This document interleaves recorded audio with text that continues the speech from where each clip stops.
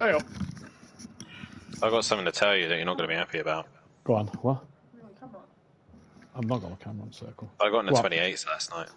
Oh yeah, Tony did say what race pace or motherfucker. Yeah, race pace. I mean, mate, I'm not going to be racing tomorrow, so you're not. PN's not well enough, and right. Kieran can't do it, and I've not heard from fucking Bozzy, so I ain't going to be racing. Last week, I ain't going to be able to do it, which kind of pisses me off going into next week. If PN's still not well enough, what have you then got to miss out because I'm away? That's not fair. It's going to have to be, mate. It's either that or we fucking. It's going to have to be. Then we're just going to have to just decide from next season. I'm not racing next season. I'm not racing next season. Well, no, you can race, but we just split it. We're not race each other. It's just simple. Yeah, we'll sort it. We'll sort it. It's the only way it's going to work. Let's be honest. I know. You know? We'll sort it. If I probably might just be racing F2 next season. Yeah. I'm losing interest in racing with these guys because it's literally just banging doors every single week, and it's pissing me off. I would rather waste. I'd rather spend my time pissing about on PC, racing guys I can actually go wheel to wheel with, than pissing about with our lot, not the newer guys, our lot. Yeah. That can't give racing room. No offense. No. I can't hear you. What did you say? Right. Thank you. Yeah, so, no, I get what you're saying. I think you can still race. You could probably still do ACC and probably do the whole season. If you're not able to do this whole season, you might be able to do the whole of next season. I think I'll still miss. I think even if you commentate it, I'll still miss 2. Or whatever. Because of where, just not back-to-back 2 sort of thing. It would be like 1 here, 1 there, depending on where the We need to sort out commentators, and we need to sort out people who's actually going to do it. Is it worth then? Now we're getting the popularity. Is it worth putting an entry fee in and paying commentators? I was just about to say a similar thing. Do we put an entry fee on ACC? Only a couple of How many drivers we got in ACC?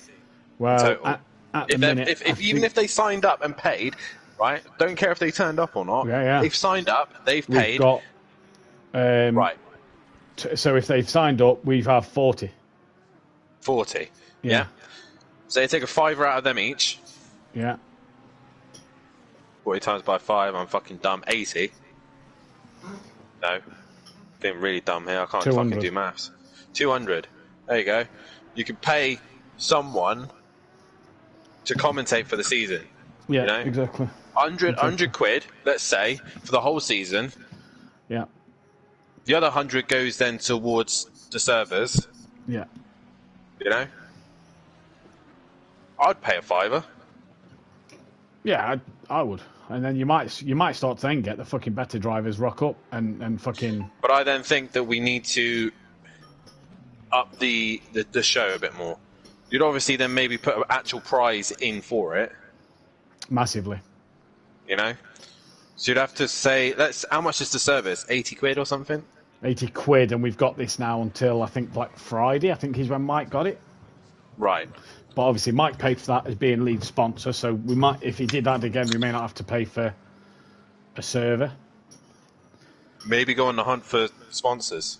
Exactly, 100%. Especially now the channel's getting bigger again.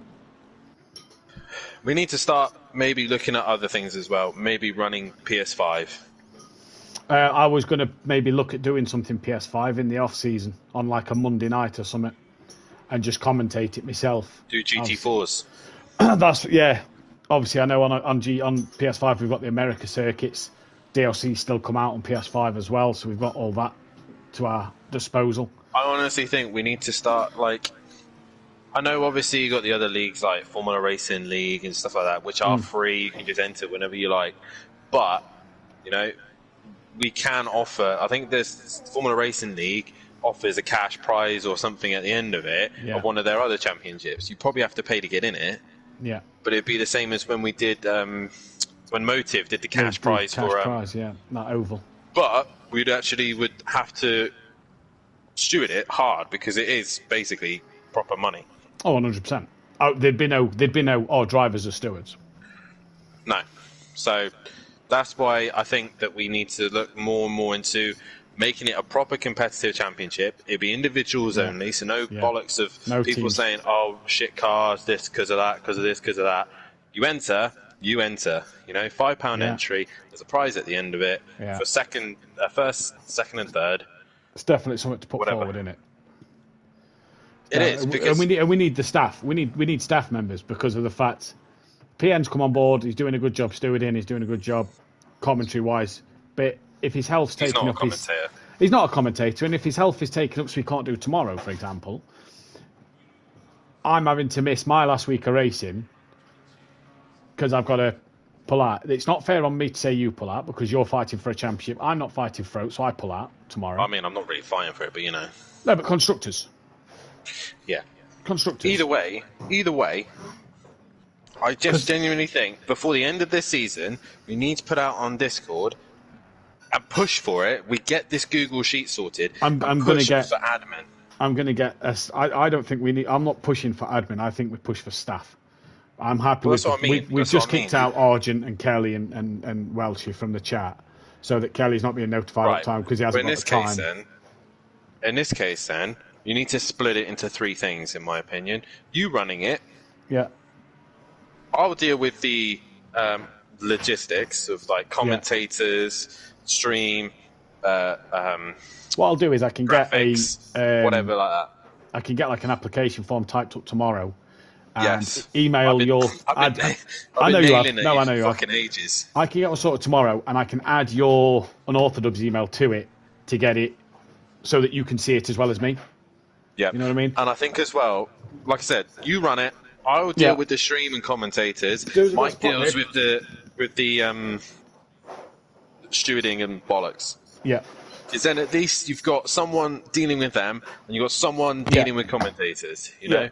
So I think that we need to strongly think about this. Whoever's willing to put some time and effort into helping us, even if it is just stewarding or aiding in other areas. Yes, but it can't be like a Bozzy and a Kieran where I can't help every now and again. It's got to. If you're going to put yourself forward, we need you to commit. And the worst thing is now is because I'm away like for the next 2 weeks, and you're away next weekend. Mike isn't. Mike needs that support because you're away, I'm away. Mike needs that support. Well, it's not happening, is it? Let's be honest. Thursday night will only just happen. Then no one's going to be looking at Discord. That's what I'm saying. So Mike can't be fucking. So Mike's got stewarding to do, and Pierre's got stewarding to do, but they've got no support from anybody else because you're not checking it. Gary's not checking it. Well, you're both away. I might I'm be away. checking it in the evening, but yeah. Yeah, but we're out to have a good time. We're not there to. You know, this is where when people jump in like Kieran, put a bit of fucking. Don't just say you're going to rock up and do it and then not bother. Anyway, 6-minute mark, we'll go live. All right. Because I forgot about going live. We need to strongly start pushing this, and I think we just need to up the streams again. Even if it means me bringing back lap guides or whatever.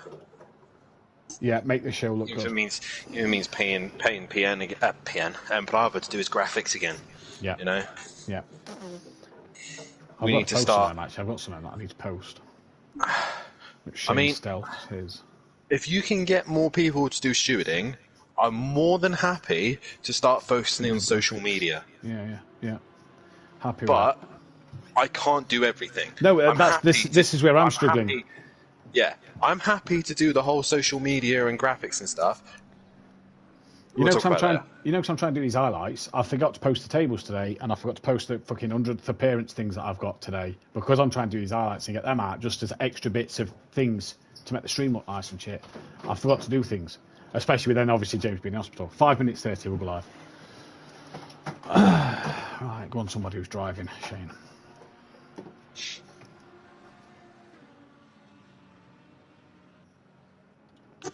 Good afternoon and welcome to SimPlay Motorsport, back for your weekly dose of Pro-Am here in the lovely country of Belgium. We travelled back here after a few weeks away from it at Spa. We're at Zolder though this time, and what a circuit this is, the Zolder Grand Prix layout of this track. A fantastic circuit, bit like Monza, except that the curbs are a lot more dangerous and there's a few more up and down undulations of this track to go through, as you see Shane going up the hill and down straight again. Once after, I'm Matthew Duffin, joined in the commentary box tonight by the dashingly charming Dan Davis. Dan, good evening. I feel like you're just trying to find more and more ways to... running out. We're running out. Yeah. You're How are running we? out of like. I'm very well, thank you. I'm very Good. well. A bit dreading this week because Zolder, the track. Yeah. I found that it's completely hell on earth on ACC, but nonetheless, I'm about to be back in Belgium. And to be honest, if you actually want to see me any point this weekend, I'm actually on the BMX track, which is actually located in the middle of the circuit. There's a fun There we fact go. for you. Yeah. The national. Oh, I say national. Actually, the European BMX World Championships has literally just left here last weekend for their round at Zolder. So, fun fact for you there. But I'm doing very well, Matthew. How are you doing after a long week of resting and a bit of Easter chocolate? I've definitely put the pounds on as well, to be fair. Very good. Very good, to be fair, Daniel. I forgot it was Easter. I hope everybody had a great Easter. It's great to see that everybody enjoyed it. Yourself, you have a good one? Good bank holiday? We had a dramatic F1, definitely for sure. That was interesting to watch. And if you didn't see that, then head back and look at the past streams, because F1 was lightning at Kota. Only 3 rounds to go. But yeah, it's been all right, mate. It's been all right. Mainly testing for this week for Zolder. Yeah. But let's first things first. Let's talk about this fantastic circuit. We have had so many memories here. And for me, my biggest memory here was... do you remember a couple of seasons ago I've had to be rushed into hospital after having surgery? Well, this was the first race I came back to at Zolder, and I was on the pad literally the night I came out of hospital. I was racing here at Zolder. Obviously not on the steering wheel and pedals. Doctors wouldn't allow me to. But I was on the pad. I made it, and I got a podium as well, funny enough. So, do you remember something else? Here. You'd have been sat in your hospital bed. Funnily enough, me and the man on screen at the moment was reminiscing about this the other day. Smithy. I was actually watching this happen in hospital. You was. Smithy, the one and only race win he has to his name, in the pouring it down as well, let's just say. Smithy and KLF won both them races and got second in both them races. And would you know it, their teammates this season. What can they do tonight? Smithy absolutely loves this circuit. He says he's glad to be back. He did ask for rain. Obviously, SimPlay Motorsport, we love a bit of rain, but that'll be back next season. We are just sort of using season 1 here to make sure that everybody gets up to grips with ACC. But Smithy took his first race win here on this FIA Grade 2 circuit that opened in 1963, a 59-year-old track. And what a circuit it is, the 2.492 miles circuit, 10 turns.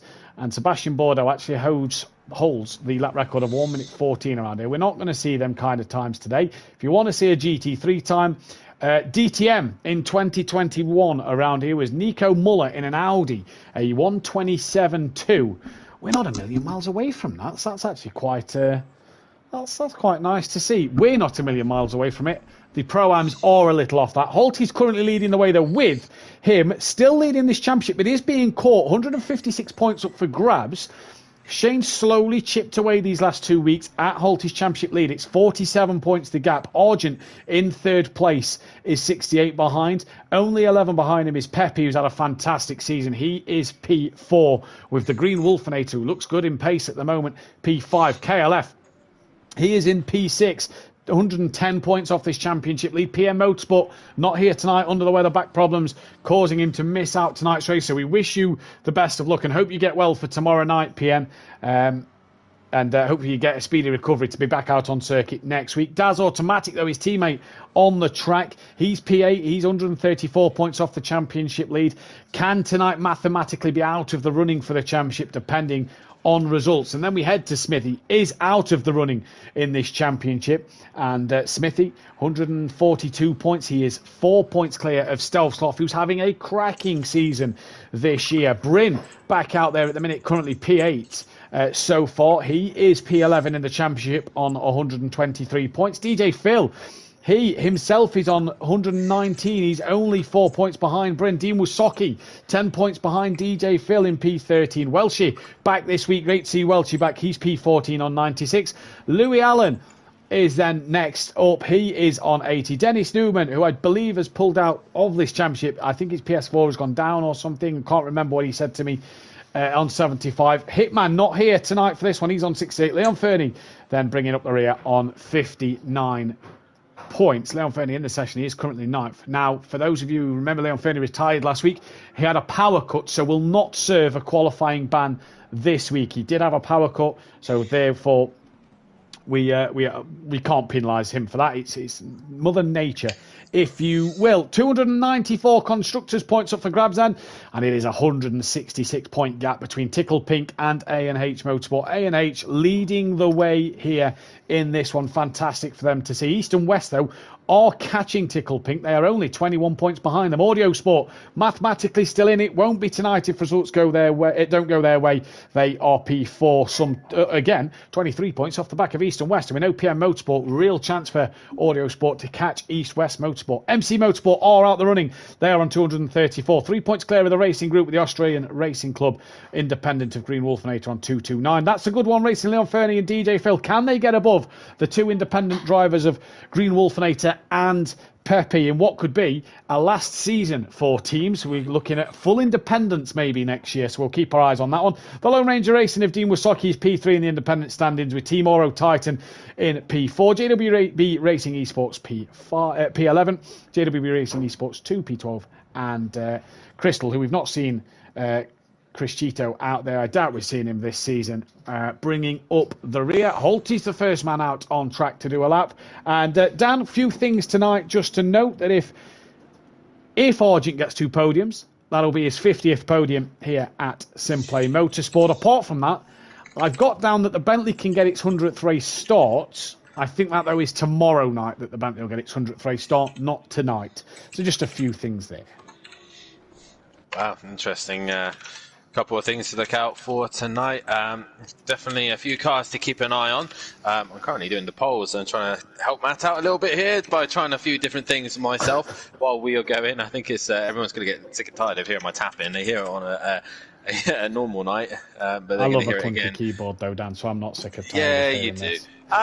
While I am trying to negotiate spellings and try and figure out what's what, favoured car for tonight, who do you think is looking good as the poll now goes out for pole position for race 1? Get your votes in. So guys, who do I think looks good? Based off of our testing, we have to say that we look at, I mean, we've not seen much of Overtake, we've not seen much of De Silva, but the Lamborghini and the Bentley look good cars here, in your hands and in my hands.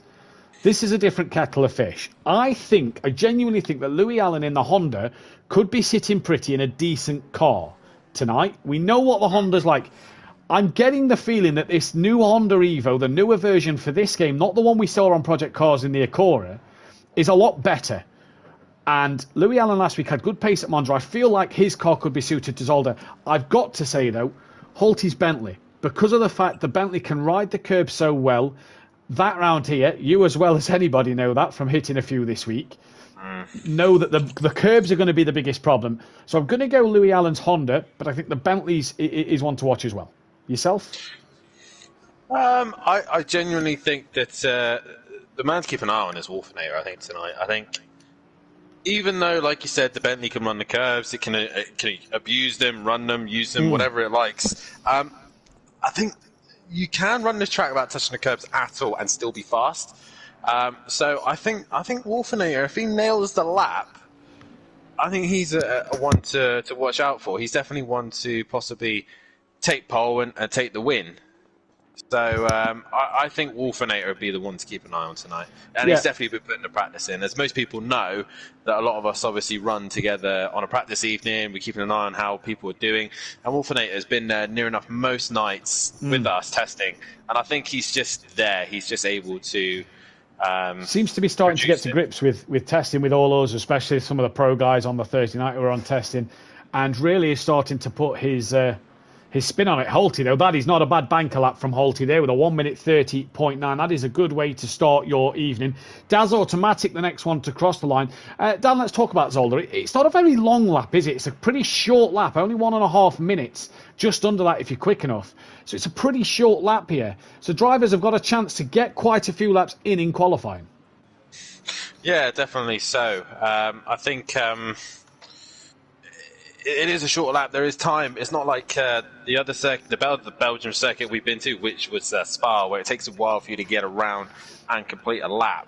But at least here, it's not too long. You're able to get around, get in the pits, get back out. It's quick, fast-paced circuit, but you do have to make sure you nail every single lap or every single corner because those curves are lethal. Even for you in the Bentley, I believe you've had some issues. It hasn't been plain sailing, but it is still, you've got to nail the lap.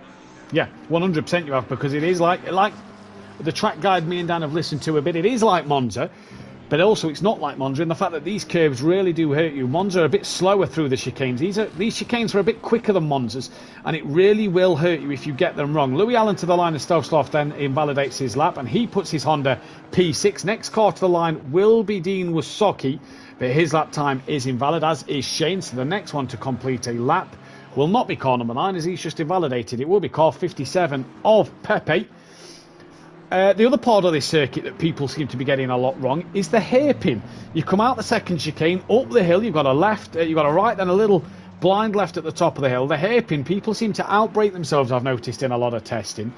And that's a problem that drivers will be facing into tonight. Pepe doesn't improve on his time. Wolfenator behind on an invalid one, so he will not improve either. What about Argent? Not got a time on the board, comes to the line now, puts one in, goes P2. Good lap time from him. Both Bentleys already looking good, and I think Wolfenator is just taking his time just to get himself into the groove. He's got a little bit of traffic of the Aston Martin of Pepe just in front of him as Kelly crosses the line and goes P4. Yeah, he's finding the pace. Good lap from Kelly there. Every lap improving, and as you can see, every lap getting quicker. The track will rubber in and get better and better as the night goes on. The track's already, Dan, at optimum. So that just shows you how much running's been had on it. It's already changed to optimum track in qualifying 1. Already, and that just shows how much these guys have just been out cleaning up the track, making it as fast as possible, and we are now got to that point where the guys can push to the limit now and see how much they can improve. But still, the lap times aren't that fast that we've seen earlier on. Obviously Holty into the 29s so far, but the others are starting to find the pace. I think Dean's just had a moment coming out of chicane as we went on board with him there. Looked a little slow on exit.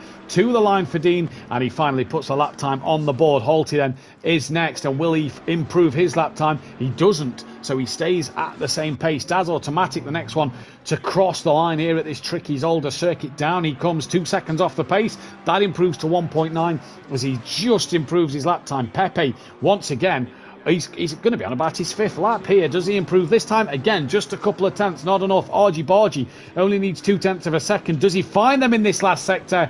No, he does not. 186 of the Green Wolfenator, 1.1 off the pole. Does he find any time? No. And Bryn goes P6 now. So Bryn up to P6. Shane, Dan, just noticed, hasn't got a lap time on the board here. No, he hasn't. Isn't somebody meant to be on a qualifying ban today? No. No? Leon Fernie had a power cut, if you remember. Bryn came back into the session.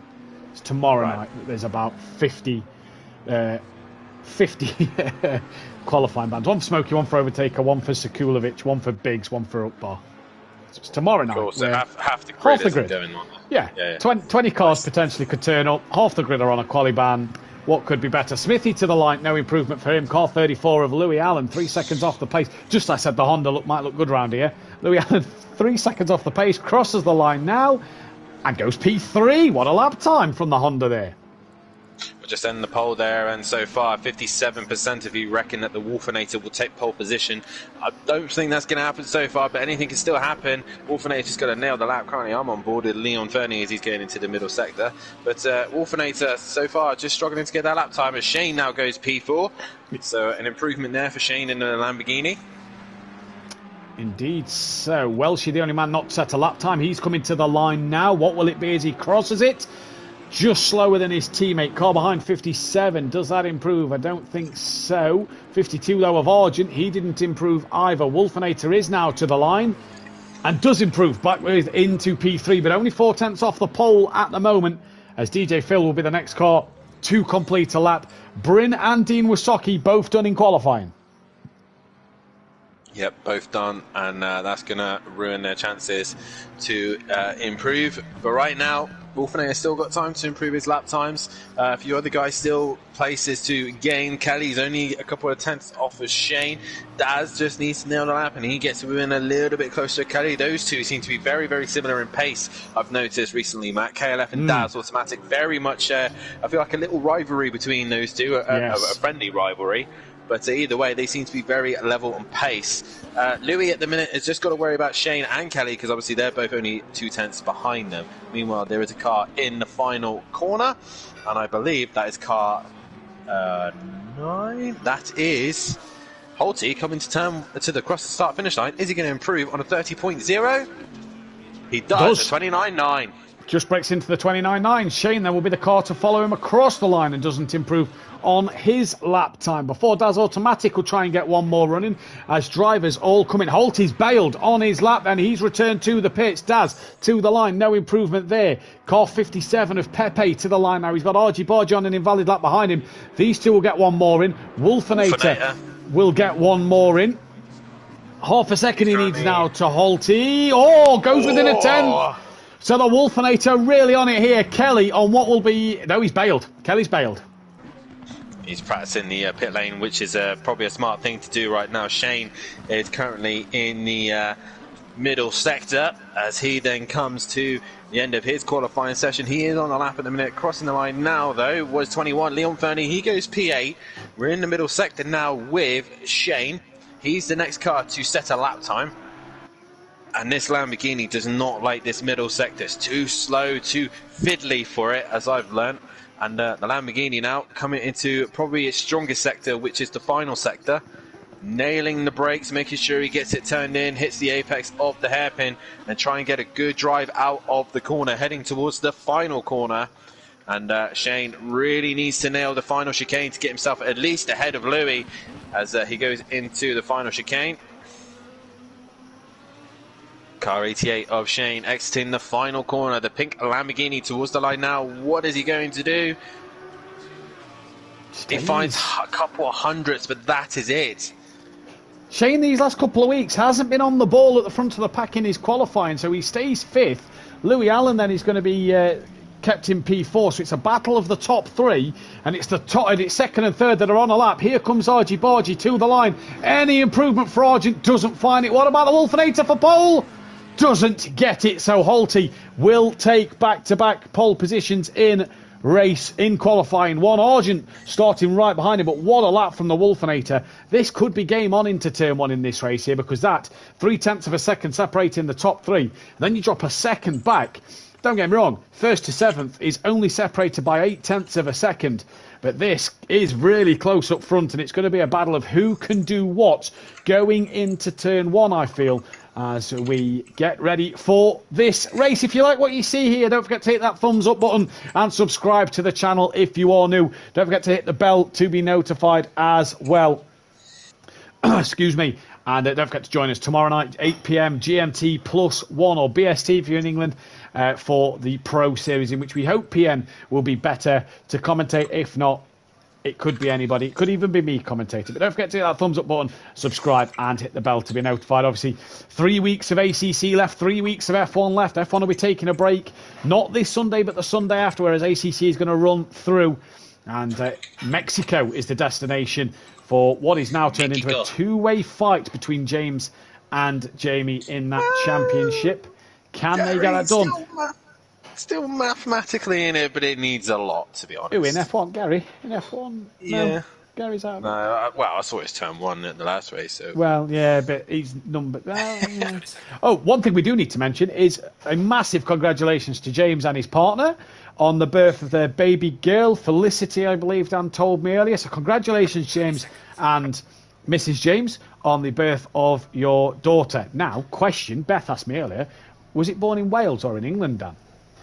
If it was born in Cornwall, they've got a Cornish baby on their hands. I was going to say, it's not Wales, and it's not in England. Well, there you go. They've got a Cornish baby. They've got a Cornish baby on it. So a Welsh father, Welsh. No, she's not Cornish. But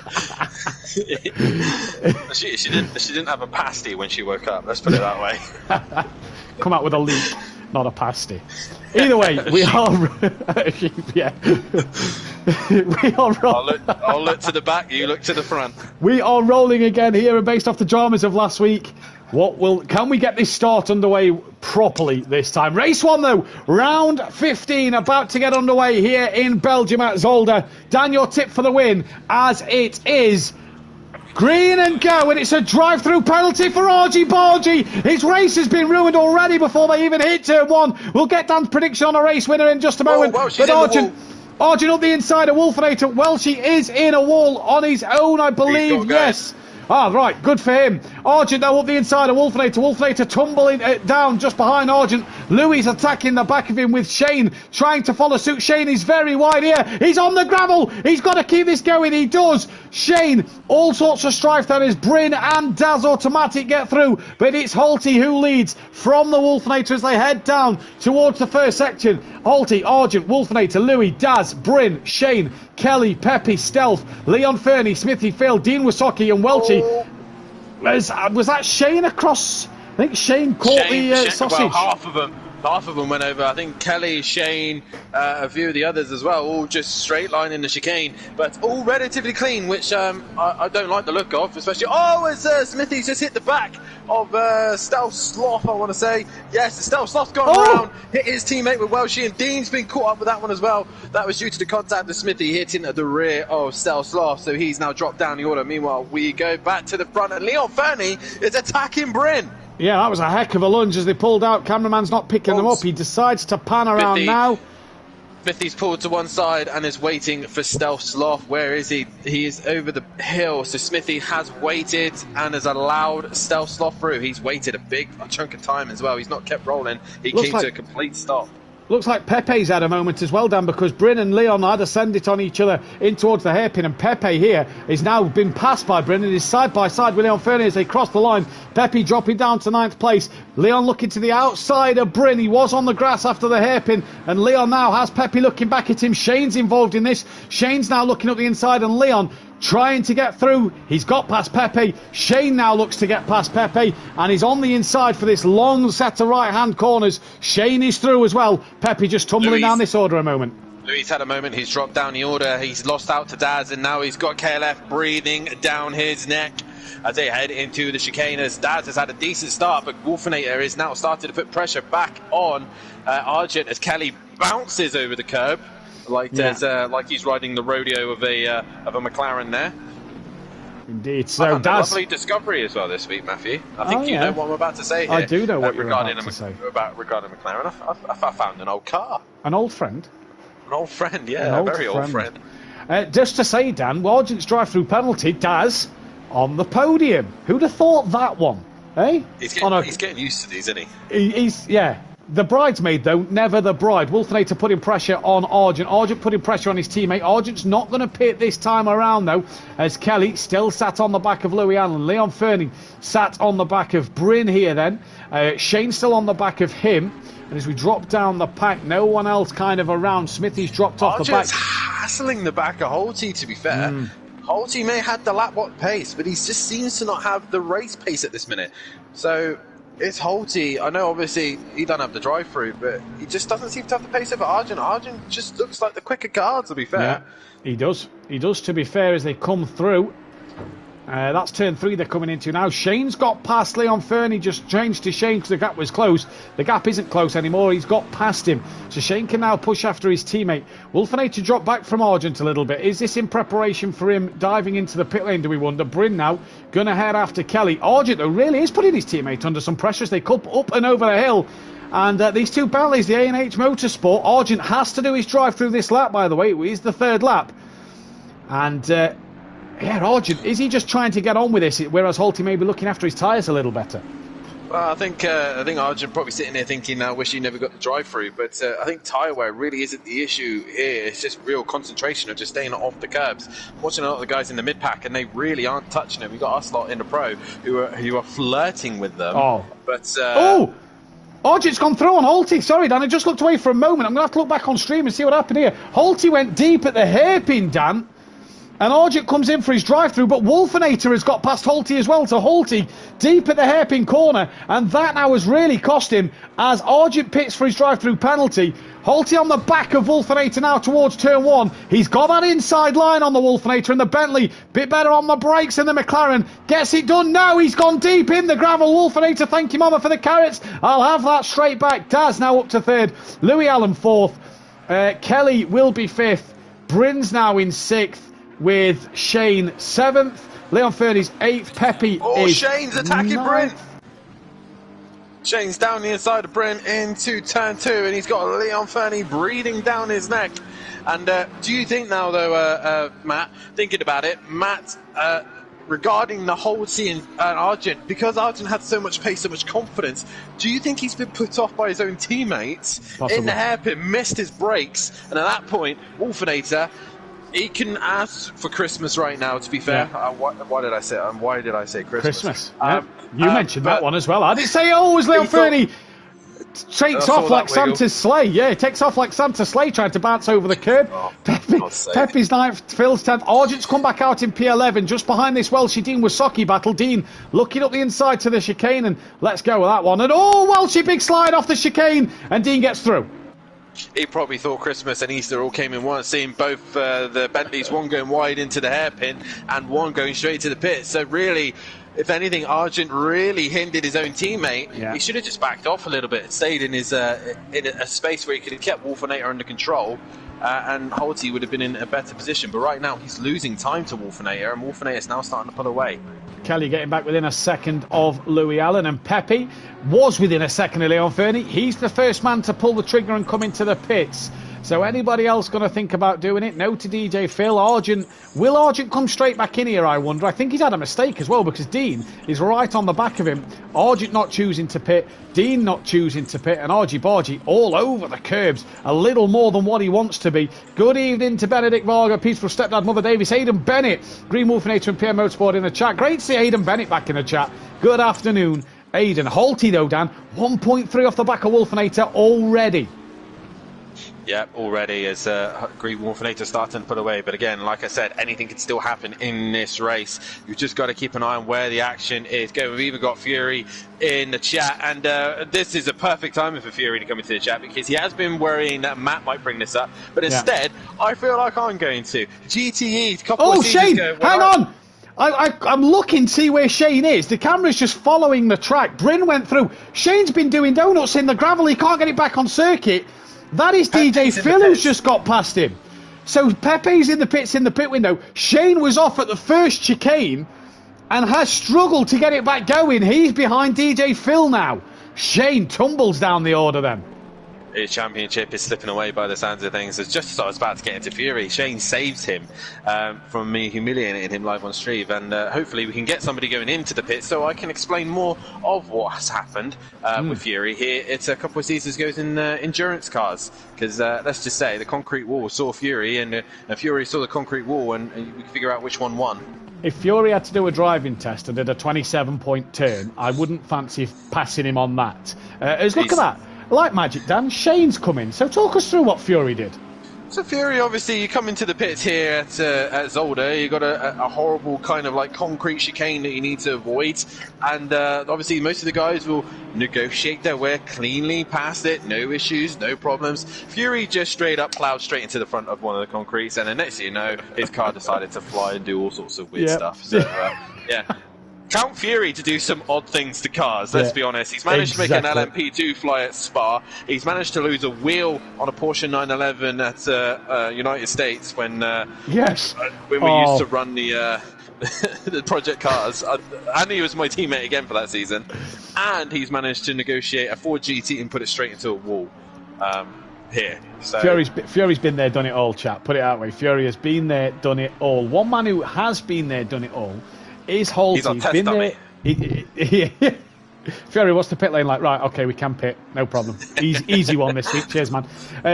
Brand's actually got a tricky chicane to negotiate when you're trying to come into the pit. We need you to crash test these cars a minute. Can you just make sure that the LMP2 is safe for flight for the moon? That'd be great. Thank you, Barry. Just check this catch fence in Indianapolis in the Porsche for us, please, Fury. We want to make sure that the wheels stay on. Yeah. Back to the race. Leon Fernie, a second off the back of Bryn, just gained a tenth or two in that final sector. Holty has lost a lot of time here, even to Fury's mum as well. He is odd, so it doesn't surprise me that he does odd things with cars. Bryn, poor run out of turn one, and Leon Fernie right around the outside. Job done. That is P6 for Leon Fernie. Holty has got nothing here, Danny. He's losing time as Dean's on the attack of Stelshoff. There's a whole gaggle of cars which Daz is being held up in. So Daz is stuck behind Pepe. He's now been let through, but that's just allowed Louis to get close. Shane's in the middle of this as well. Kelly's also there as well. So all these guys backing up Fury, going, no man dares to go, says Hayden Bennett. I'm going to make it very clear, when we go to Donington Park next weekend, Fury, you're staying in the back of my Golf and you're going nowhere near the steering wheel, okay? It's one small step for man, it's another giant leap for Fury kind. It's definitely a big leap for Fury. It's quite a large leap for Fury, to be fair. Oh, brilliant. Dean attacking Stealth Sloth. Bryn's got back ahead of Leon Fernie, so Bryn's now back into 6th place. Good little battle developing between these two in this one. Bryn back up in that top half. 15 started the race, which means the top 8 cannot qualify for race 2. Holty's gained, in fact he's clawed half his time back over Green Wolfinator. Welshie's the one sat currently in the pit lane. Car 22 is off the road. That is why he's off the track map. It's Kelly entering the pit lane. I forgot about that, because obviously I've not been in the spectator mode all week. The cars, if you see a dot off the track map coming out the pits and in the pits, that is why. Kelly's in then. Bryn and Leon Fernie carry on their way. Argy Bargy P8 when the cameraman wants to find him. There he is. I think Argy's had a moment in the hairpin. Yeah, I agree. In the hairpin. And Stealth Sloth's right behind him. Argent in. Stealth didn't pit. Dean didn't pit. Argent nearly missed his braking coming into the pit lane and nearly put it in the wall. Imagine. Dean's just missed the chicane at the final corner, so they all carry on. Holty's now got the gap down to 9/10 of a second here. So for Holty, he's started to get that Bentley coming back to him a little bit here. Yeah, possibly so, starting to get into a groove, but he's also now starting to get into the dirty air. And to newcomers here who don't know a lot about motorsport or anything like that, dirty air is the air generated from the back of the car.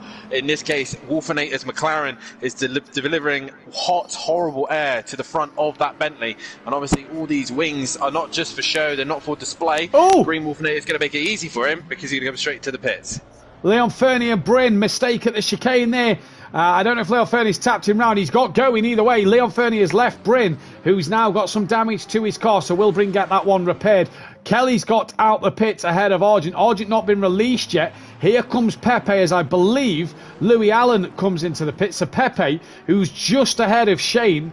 Shane's just got past him, so Shane up a place for position. Argent's been released as them two come flying past Shane and Pepe through. Wolfinator in the box as well as Louis Allen.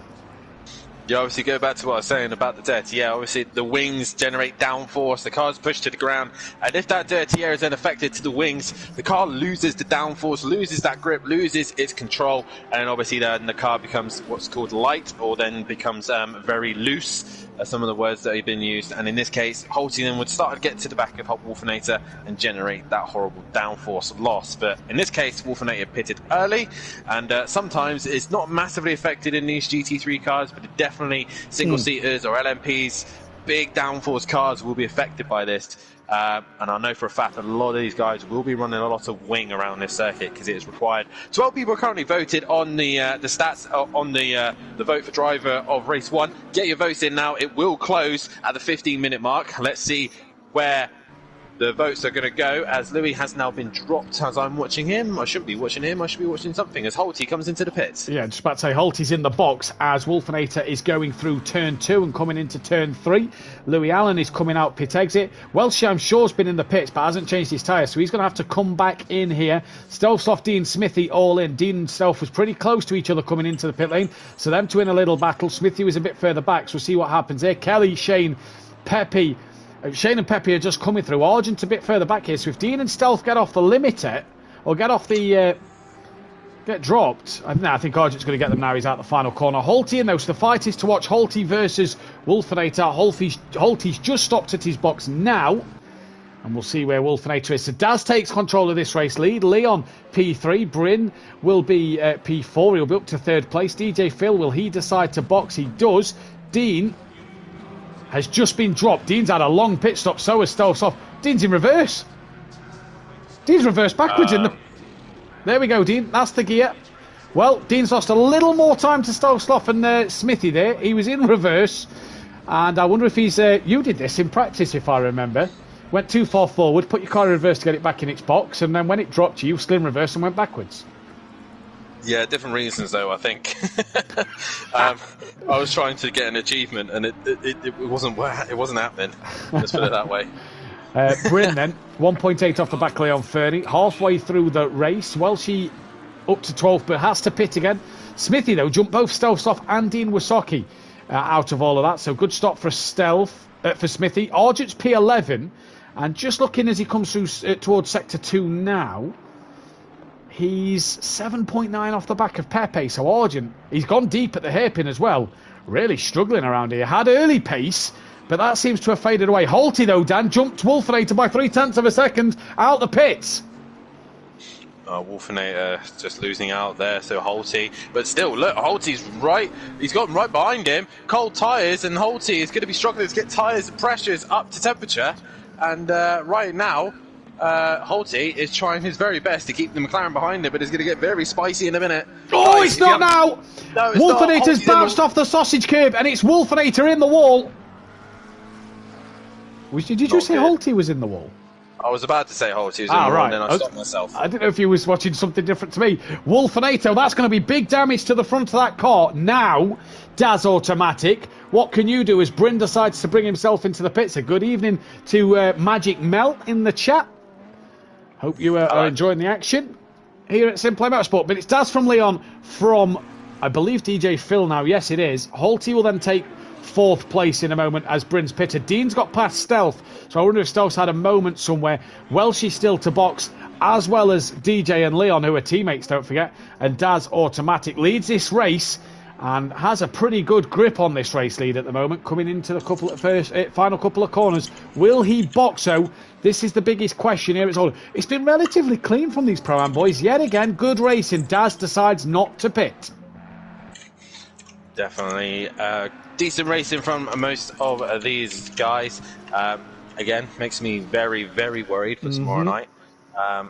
As me and Matt always know, that if this goes well, then more likely Pro is even worse than these guys. But either way, so far, Daz still leads the way in the Ferrari. I don't know what I said there, because that didn't sound like English at all. But, you know, we go with it. Oh, interesting one here. No, Kelly's way past turn 1. Don't know what I'm looking at. It's because Shane's not come through the first sector. Shane's past Bryn. Pepe's past Bryn. Argent's past Bryn.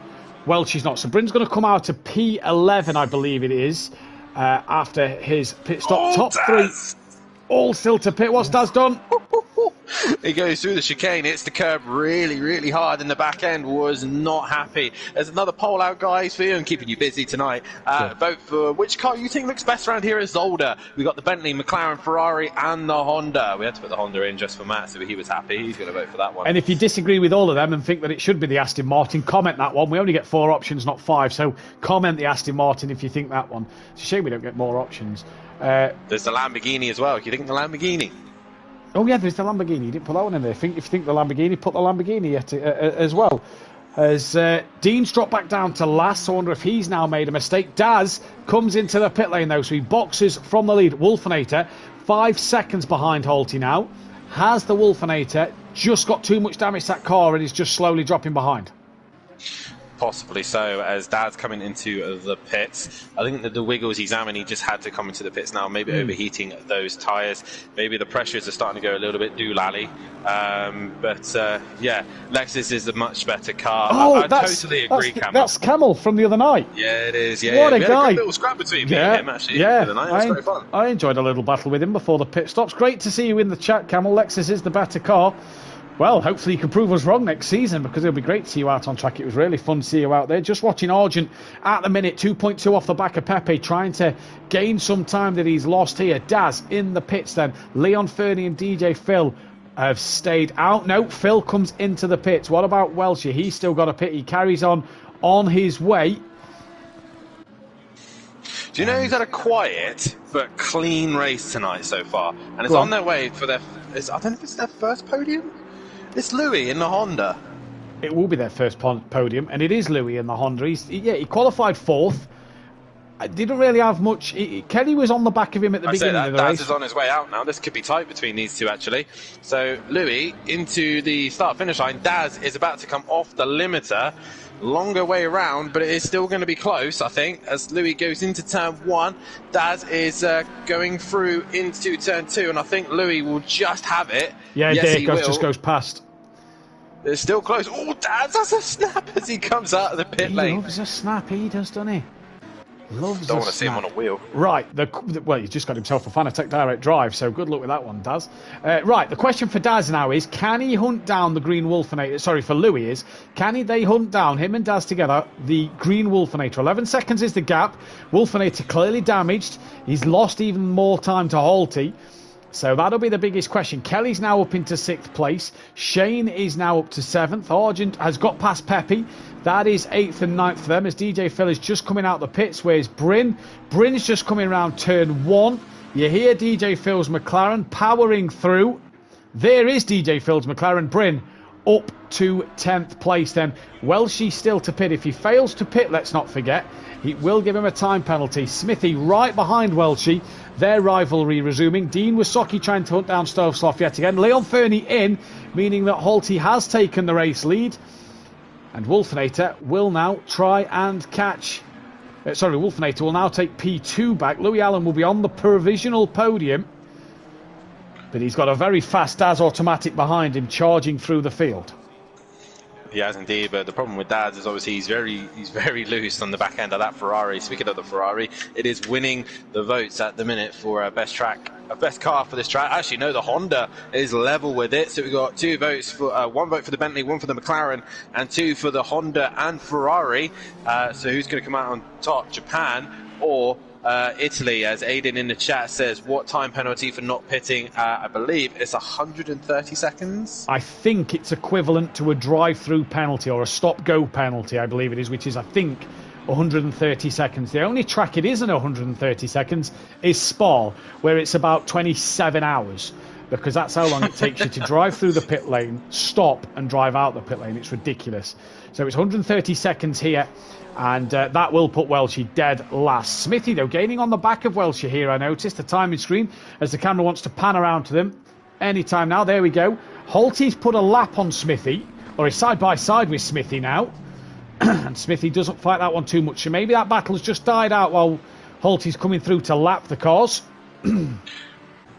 Guys, as we're currently streaming at the minute, can we get as many likes as we possibly can? Currently 21 people watching the stream. If you haven't done so, please hit that like button. 10 people only have liked it so far. Let's get to at least 20 tonight for these guys, because they're putting on a fantastic show here at Zolder. This is only race 1 for the sprint. Make sure you tune in, because they will have an hours-long race for the feature, and it'll be the same for the pros tomorrow night. It all could change next season, though. The format, it might be completely different as you see it right now. Yeah, it could indeed. You've basically just got to make sure you've either got a 2-minute gap to the car behind, easily done, he says, or pit within the next... Welshie's got to pit this lap, basically. Halty's put the lap on Welshie. Even if you say it's easily done, get your butt back on SimPlay Motorsport and prove us wrong and don't pit 2 minutes down the road. I bet you can do that. No problem. Well, Smithy's got up back on the rear end of Welshie. Pepe's a little closer to Leon Fernie. Pepe been really consistent this season, has Pepe, and it's great to see him out there scoring some good points yet again. He'll want to get past Leon Fernie. Argent's 4 seconds off the back of Shane. Daz not really closing in on Louis like we expected, and Louis not gaining much on the Green Wolfinator. They must be lapping similar sort of pace at the moment. As Matt will be quite happy now, because we've got 7 votes in the chat, yes, and it's gone the way of Honda so far. That's what we want to see. Best car for this track, and at the minute the leading car is the Bentley. I'm surprised that's not leading the way. Well, speaking of the Bentley and the Honda, if the Bentley wins one race tonight and the Honda doesn't, the Bentley will be above the Honda in terms of most race wins at SimPlay Motorsport. It'll also, depending on how many Bentley podiums and Honda podiums we get, could be above it on podiums as well. Pepe, though, 8 tenths off the back of Leon Fernie as they come into the second chicane. Halty's got a good lead out front. Daz now 1.3 off the back of Louis Allen. We'll just jump to that battle now as they're coming up to lap Dean Wasocki. There is Daz, 1.6 the gap. Come back to that Leon Fernie Pepe fight. As towards the hairpin they come. A bit of dirt as he exits the right-hander and then up towards the hairpin, and really starting to put the pressure on Leon Fernie. I don't know if Leon Fernie's still carrying that damage at the minute, but we'll see what happens as they go into the final chicane now. Indeed, we will just notice Welshie didn't pit. He's not going to get around to complete the pit window, so that's going to be a big penalty for Welshie. He has been passed by Smithy as well. Pepe now within 0.4 of a second of Leon Fernie. Dean's losing more time to Stealth Sloth here. And this is great to see. As much as I'd love to come back and put 2 minutes on these guys, that wouldn't be fair on them, says Aidan Bennett. Well, we'll do it in the pro then. Yeah. Do it on me and Dad in the pro. Love to see that.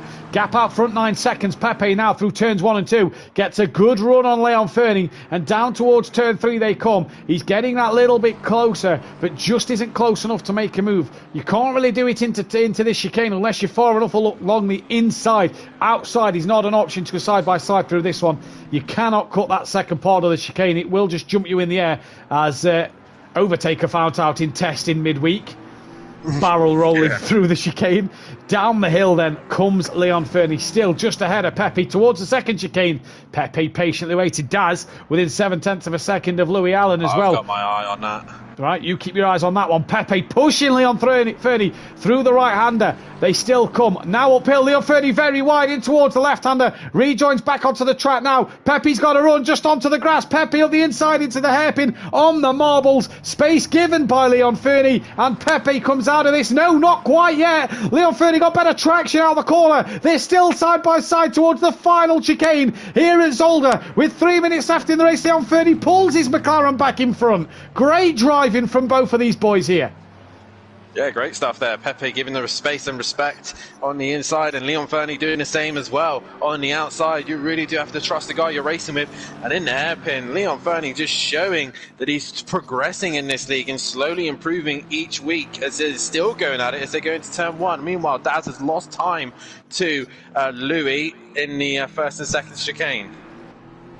He is indeed. Camel in the chat really wakes him excited for next season. Glad to hear, buddy. Glad you're enjoying the stream. Do it in pro if that's the case. Does it count if there's a 2-minute gap between me in last and the leader? No, unfortunately not. As Pepe now really looks to attack the back of Leon Fernie. He pulls to the outside to have a little sniff. Can't get it done there. Leon Fernie's McLaren looks a lot better in a straight line than Pepe's Aston Martin. Wiggle there for Fernie on the exit to the chicane. Now then, does this allow Pepe to have a good look? Down the hill they come. Here comes Pepe once again. Pulls out, has a look, tucks back in, thinks better of it into this part of the track. Stealth Sloth is now ahead of Welshie as well. Dean Wasocki not managing to do that. He's lost a lot of time. Well, Welshie never did his pit stop, so that means he will get a time penalty. Yeah, does indeed. 2.5 minutes left in this race. Pepe really attacking the back of Leon Fernie. Not close enough this time through the hairpin. Looked like Leon didn't get as good a run through there as last time, but he still manages to stay in front. Much happening between Louis and Daz at the moment? Louis just caught up to a lapped car of Welshie, who's gone off, and he's lost a little bit of time. And Louis at the minute is just trying to keep his gap maintained to Daz, as Daz now gets a little bit closer. He seems a lot better in the middle sector, Daz, but Louis then pulls him in sector 1 and 2, so sector 3, sorry. So Louis at the minute has got it under control with only 1.5 minutes to go, and Holty way out in front, controlling this race now. What lap times does the front of the pack do? I will tell you right now for you, as Holty crossing the line now. His best is actually a 30.1. He just does a 30.2 as he crosses the line. Pepe all over the back of Leon Fernie. Was looking each way to Sunday to try and get through. He's now trying to have a sniff again, but Leon Fernie just covers that inside line, then comes across to the braking zone, which he's entitled to do, and it's great defensive driving. Probably takes a bit too much curb out the first chicane, and Pepe tries now. He's on the grass as he tries to come to the outside of Leon Fernie. It put him on the grass. He's managed to keep hold of it, and he's still fighting this one. This is an absolutely fantastic fight from Leon Fernie. Great defending. I think this has been the most aggressive we've ever seen Pepe. He seems the quiet, innocent driver in this race. He seems like he's right on the back of Leon Fernie, biting at the ankles. Meanwhile, Daz has brought the gap back down to 0.8 again. But Louis, once again, coming up to some lap traffic of Stealth Sloth. Will that lap traffic be a bit of a nuisance then? Dean 1.7 off the back of Welshie. Bryn's 8 seconds off of this battle. I don't think Bryn's got the time, as I don't believe we're on the final lap of the race. I think Holty will get another lap in where he is on track. He's just at the hairpin. Leon Fernie just has a better final sector than Pepe, and that is causing Pepe to just not be able to get the run down towards turn 1. Leon Fernie then possibly with 2 laps to go. We'll just jump back to Holty a second. I think 9 seconds left. Is this going to be the final lap? I didn't hear race control tell us. I think it is though. Holty, 4, 3, 2, 1. Holty then is going to take the race win here. It is another race win for him this season. It is another grasp on this championship title. Wolfenator though pushed him hard apart from one mistake from himself, but it's 3 podiums in a row for him, and it could be a podium for Louis Allen in the Honda, as he's got Stealth, Soft and Smithy having a great battle just in front of Louis Allen here. Stealth onto the gravel. Smithy doesn't want to yield the time because he wants to finish ahead of Stealth. It looks like Smithy will just get ahead of Stealth. Louis Allen, though, he's going to come across for a 3rd place. Daz for 4th. Smithy and Stealth, great battle there for 13th and 14th place, respectively. And Dean's just dropped in the final chicane. He's come to a stop. That's not really going to help him because, well, she's got a penalty to carry over, and he's just stopped. KLF to the woods for 5th. 6th will be Shane. Decent recovery from him with Argent in 7th. What could have been for Argent? He looked good on race pace and just messed it up with the drive-through at the start. Leon Fernie is going to come Pepe's home. in front. Where is he? No. Pepe is in front. So we've missed Pepe getting front. Leon Fernie looking to the outside of the chicane. He's just gone a little deep. And now he tries to cut back on Pepe. Pepe doesn't get the greatest of runs out of the chicane. But Leon Fernie has nowhere to go. They're coming towards the line. It's going to be Pepe who takes P8. It's Leon who takes 9th place. What an absolutely massive fight that was. Great battle. Bryn towards the line. That is going to be a P10 for him. Not the race he would have wanted. P11 for DJ Phil. But what an absolute first race that was. Pepe just in there for 8th place. Dean Wysocki crossed the line in 15th, but will get 14th place due to Welsh's penalty at the end of that one. What a fantastic drive from all these guys. We, though, will be right back with race 2 in just a moment. Do not go anywhere. We, though, will be right back with race 2 in just a moment. Do not go anywhere. Oh. Green light, green light. Go, go, go. Timetable race.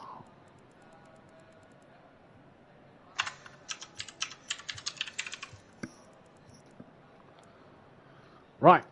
Quick toilet break.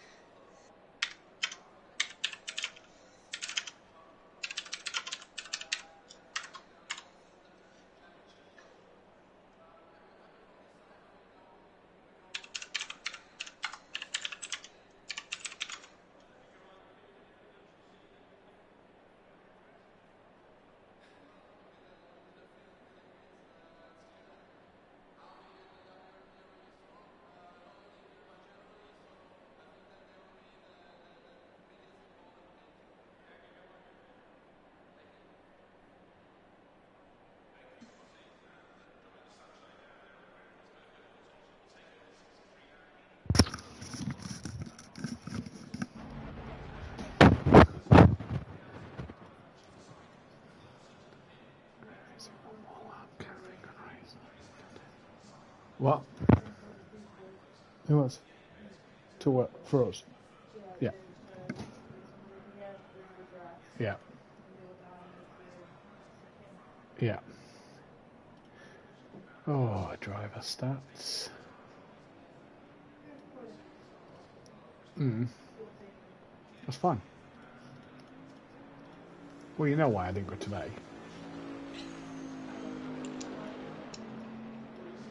Because every time James seems to have gone to hospital, it seems to have been a race night as well.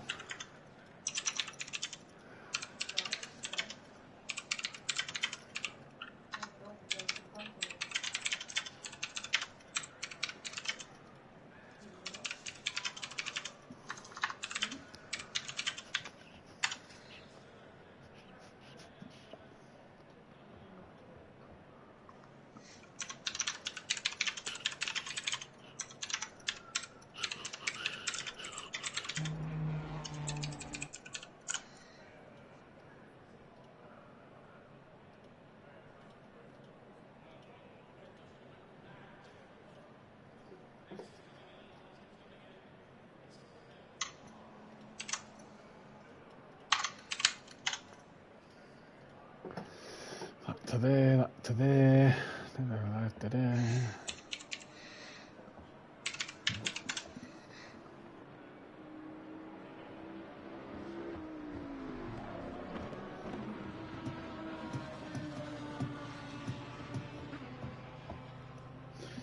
So PN and Daz can't win the championship.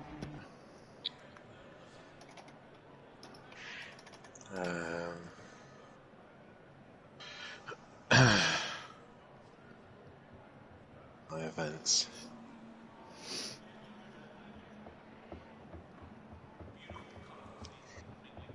Please tell me this works.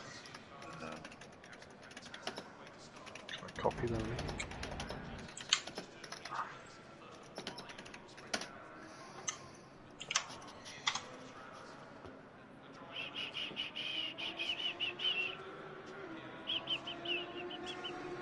Just like my options for the. I did, yeah. I've just seen it. Winning, hell yeah. I'm not going to put no, am I?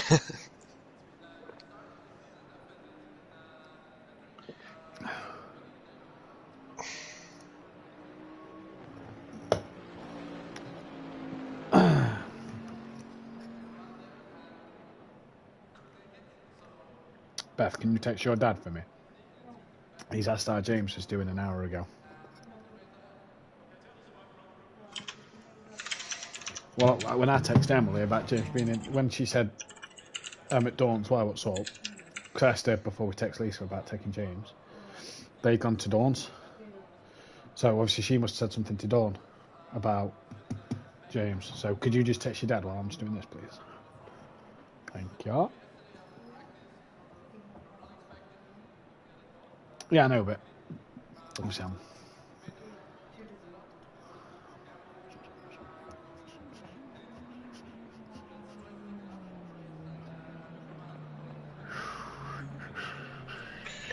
haven't got any of the drivers in for an interview. Who was? Louis, Green and Holty. We're probably only going to get Holty, and I need to next season I'm going to put a thing out about, you know, are you confident to speak English and shit like that, basically. Yeah. You know, make sure your settings are this. Make sure, you know, if you're confident enough to come in for an interview, you're more than welcome to.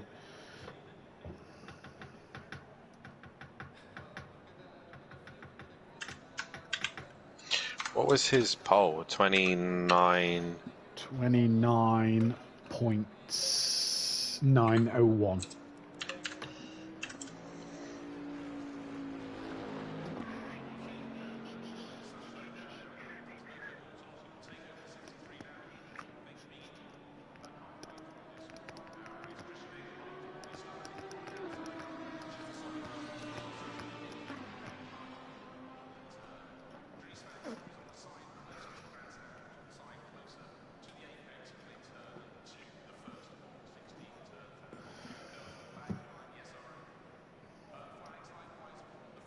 Apparently Holty can't get into it. Hang on. Has he been removed from it I by don't know. accident? I'm having a look now.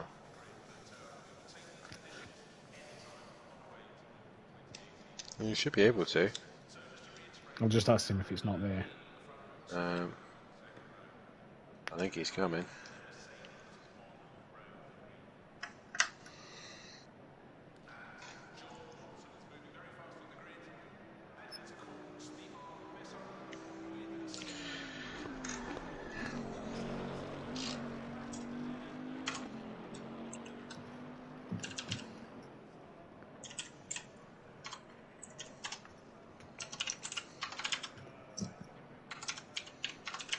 Says it no longer exists. Press options, leave it, and we will re-invite you.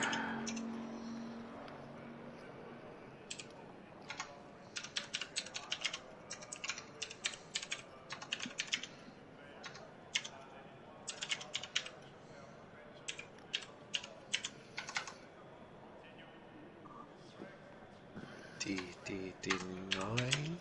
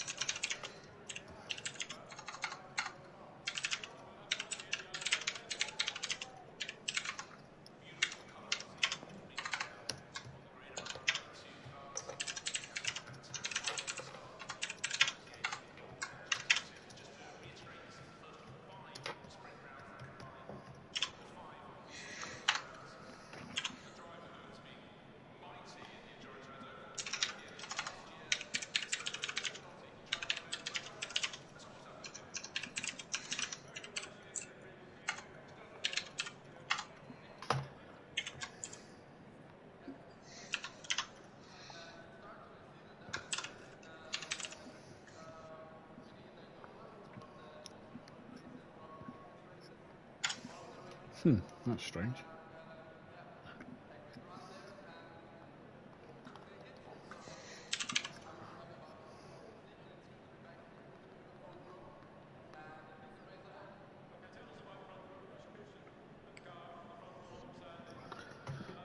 Shit. Top 8 can't qualify, can they?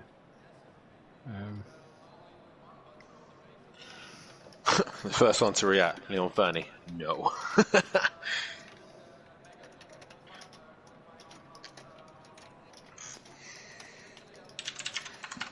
go back live. Green light.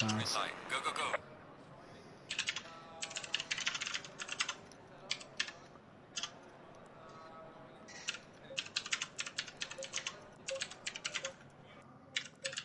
Fuck's sake, I'm gonna have to leave lobby and come back in and press replay like a cunt.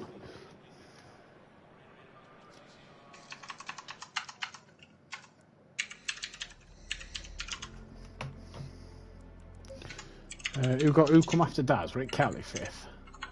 Yeah. 6th was...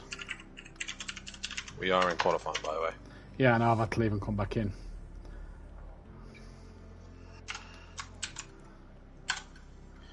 Who was 6th? Hang on. 6th.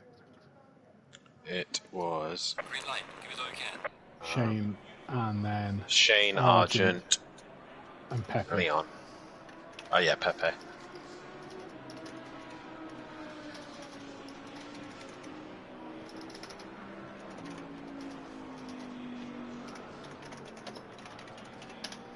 Sorry, trying to sort alt out there.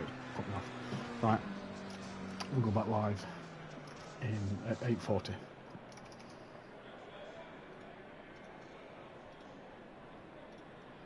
Welcome back then, ladies and gentlemen, to SimPlay Motorsport here for the second qualifying. Apologies for the delay. Having a bit of a problem getting Halty in the party for a chat. So we'll hopefully speak to him a little later on. But it is qualifying 2-time. Top 8 can't qualify. And that was the drivers of Halty, Green Wolfinator, Louis Allen, Daz Automatic, KLF, Shane, Kieran Argent, and Pepe, meaning that Bryn is the first man actually out there on the track, with Smithy as well. 21 of Leon Fernie and car 8 of Stealth Sloth coming out the pit lane.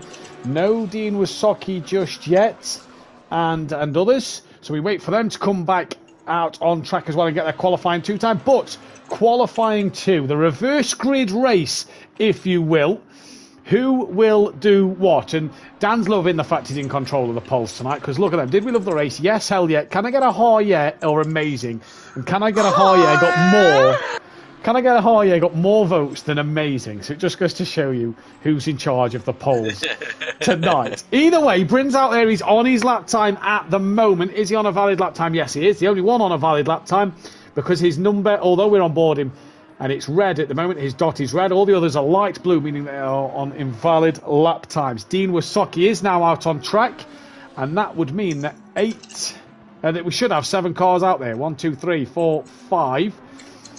Car number 8 isn't out there yet. Neither is DJ Phil. So waiting for Phil and Stealth to get out there. Stealth is now out on track to get going, but Bryn's about to set the pace here. Championship standings then look a little like this.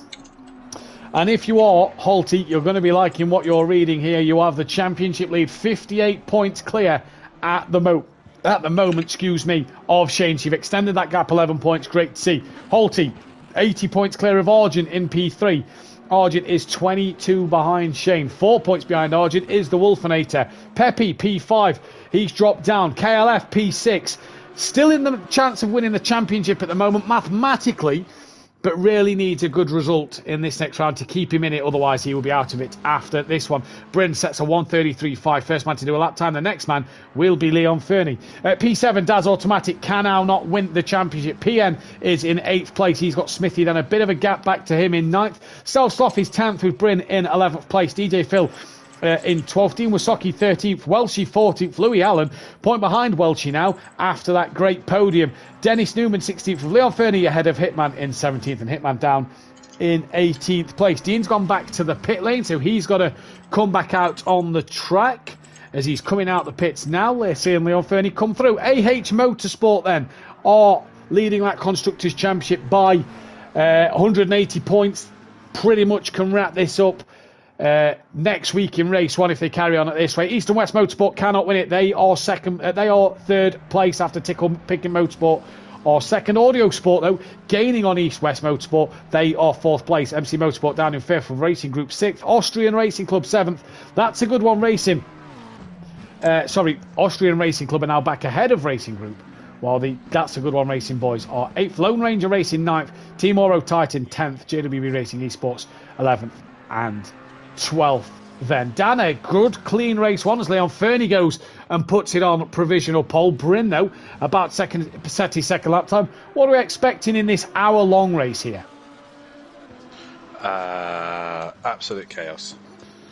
Well, you heard it here first. Bryn goes within 9/10 of Leon Fernie. Welshie to the line. He's going to put a lap time in. Goes third fastest at the moment. Smithy, did he just stay within track limits there? I think he did. Comes to the line now and goes third fastest. The next car to set a lap time will be Stealth Sloths. We'll keep our eyes on him. And the votes go in the way of Leon Fernie at the minute for a pole position. Just to say then, a few stat updates. Holty's race win there is race win number 8 this season, puts him on 14 race wins altogether. His pole position in race 1 puts him on 11 pole positions, tied with Rabbit Joe and Peaceful Explosion. So a few little maintenance bits there. In terms of Holty's podiums, he's on 27. He's one behind Kelly and Rabbit Joe.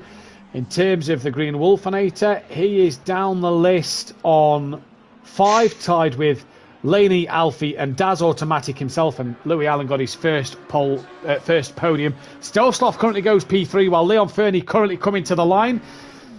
Drivers starting set lap times now, Dan, for this reverse grid race.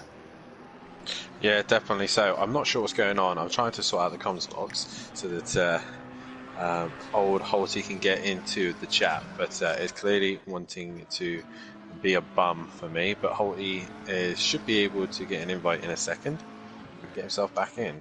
Yeah, hopefully we can get Holty in for a quick chat. Obviously, no problem. Might be a bit too late. Yeah, just a little bit. Bryn's within a 10th now of Leon Fernie. So while Dan's doing that, we'll talk you through the qualifying. Smithy is coming to the line, as that looks like Welshie in front has bailed. So Welshie P6 has bailed on his lap time. Here comes Smithy to the line then.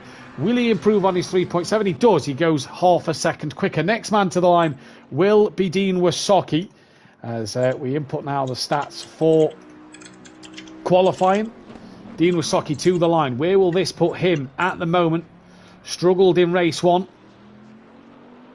Good exit from that final chicane there. Not too bad from Dean. He comes towards the line now, crosses the line and goes P3. So not a bad lap there from Dean Wasocki at all. Next man to do a lap will be Leon Fernie yet again, as Stealth is on an invalid one. Peppy rounds up the back of this grid. Argent will line up 14th. Daz Automatic will line up in 13th place, with Shane lining up P12. P11 will be Louis Allen.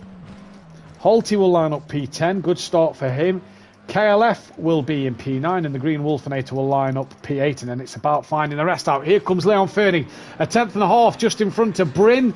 Doesn't improve that any. What about Bryn? Can he find that 0.180 seconds here? DJ Phil's currently P6. Can he improve his time to get above Smithy and Stealth Sloth? Here comes Bryn to the line. Any improvement? No. What about DJ Phil just behind? Doesn't improve either. Next man to do a lap time will be Smithy. Welshie is done for qualifying, so he will be P7 in this one. Smithy to the line will get one final run at this, and if he finds half a 10th, it'll put him up one position. Here comes Smithy then. To the line comes Smithy and goes above Stealth Sloth. Nearly goes above Dean Wasocki, who's still out there on a lap time. So Smithy, a bit more time maybe to find in this. Good lap from him there. And this is putting him right up this standings and leaderboard in this one at the moment. Dean, another decent exit from the final chicane. Is this going to put him a bit closer to Bryn and Leon Fernie? It does. Not enough, but a good lap nonetheless. Stealth Sloth will want to find a bit of time to put himself ahead of Smithy once again. This might be, Leon Fernie actually might be the last one to get a lap time in. We'll have to keep our eyes on Bryn. It'll be close between Bryn and Phil, I think, as to who will get a last run in. Stealtho to the line. Any improvement from him this time around? The track is really rubbering in. Stealth doesn't improve. Smithy bails out to the pits. Bryn has had a moment, so that has ruined his last run. Leon Fernie then. Bryn's back in the pit lane. Leon Fernie could be on for pole position. He doesn't improve. What about DJ Phil? Possibly could get another lap time in here as well. So Dean will be the first man to take the checkered flag. DJ Phil to the line. 9 tenths he needs. 9 tenths he gets. Knocks Stelfslock down to 6th place. And it's now down to Dean Wysocki. Can he improve any to put him up? And maybe if he finds 1.1 seconds, put him on the front row, as it's him and Phil left to set their times. Dean needs exactly a second to get himself in front of Bryn in this grid. This could be a close qualifying, Dan, if Dean's found the time here. He needs more than just an exact second. He needs just slightly more than that. He needs a second and a tenth, really, to be in front. And he's bailed. He's bailed. He's bailed. So just DJ Phil to set the lap time and maybe put himself ahead of Smithy. Phil only needs 0.003 of a second to find P4. So we'll see what happens as Phil coming into the middle sector. It's easily enough found. If you make sure you hit all the apexes and don't hit the curb too hard, you can find that extra time.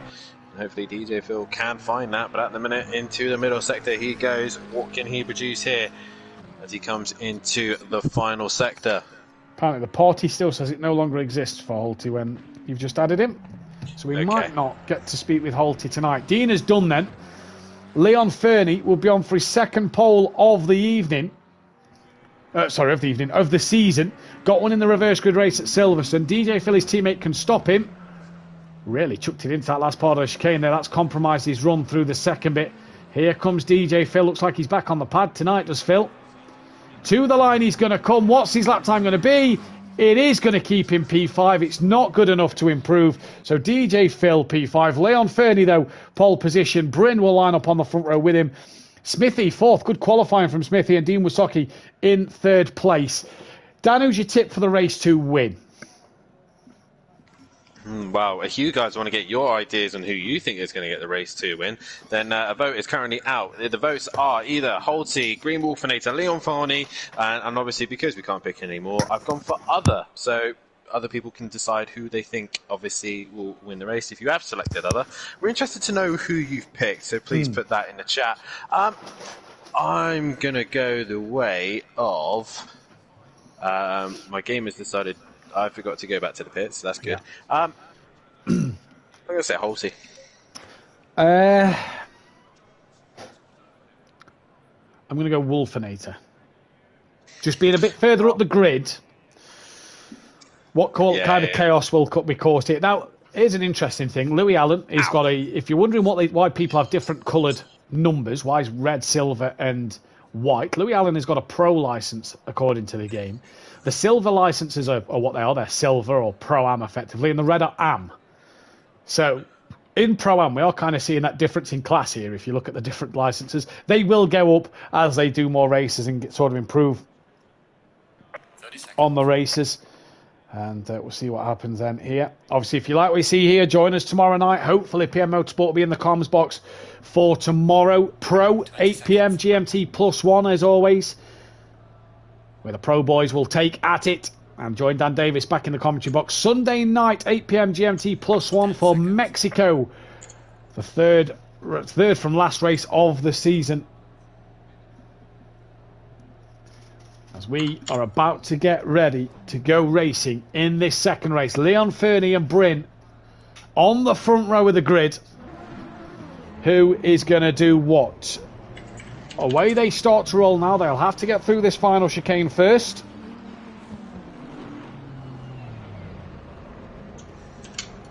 And through it, they start to come. Who will do what then? Holty is Dan's tips. Wolfinator is mine. You've got an option of yours. If you've picked other, let us know in the chat who other is.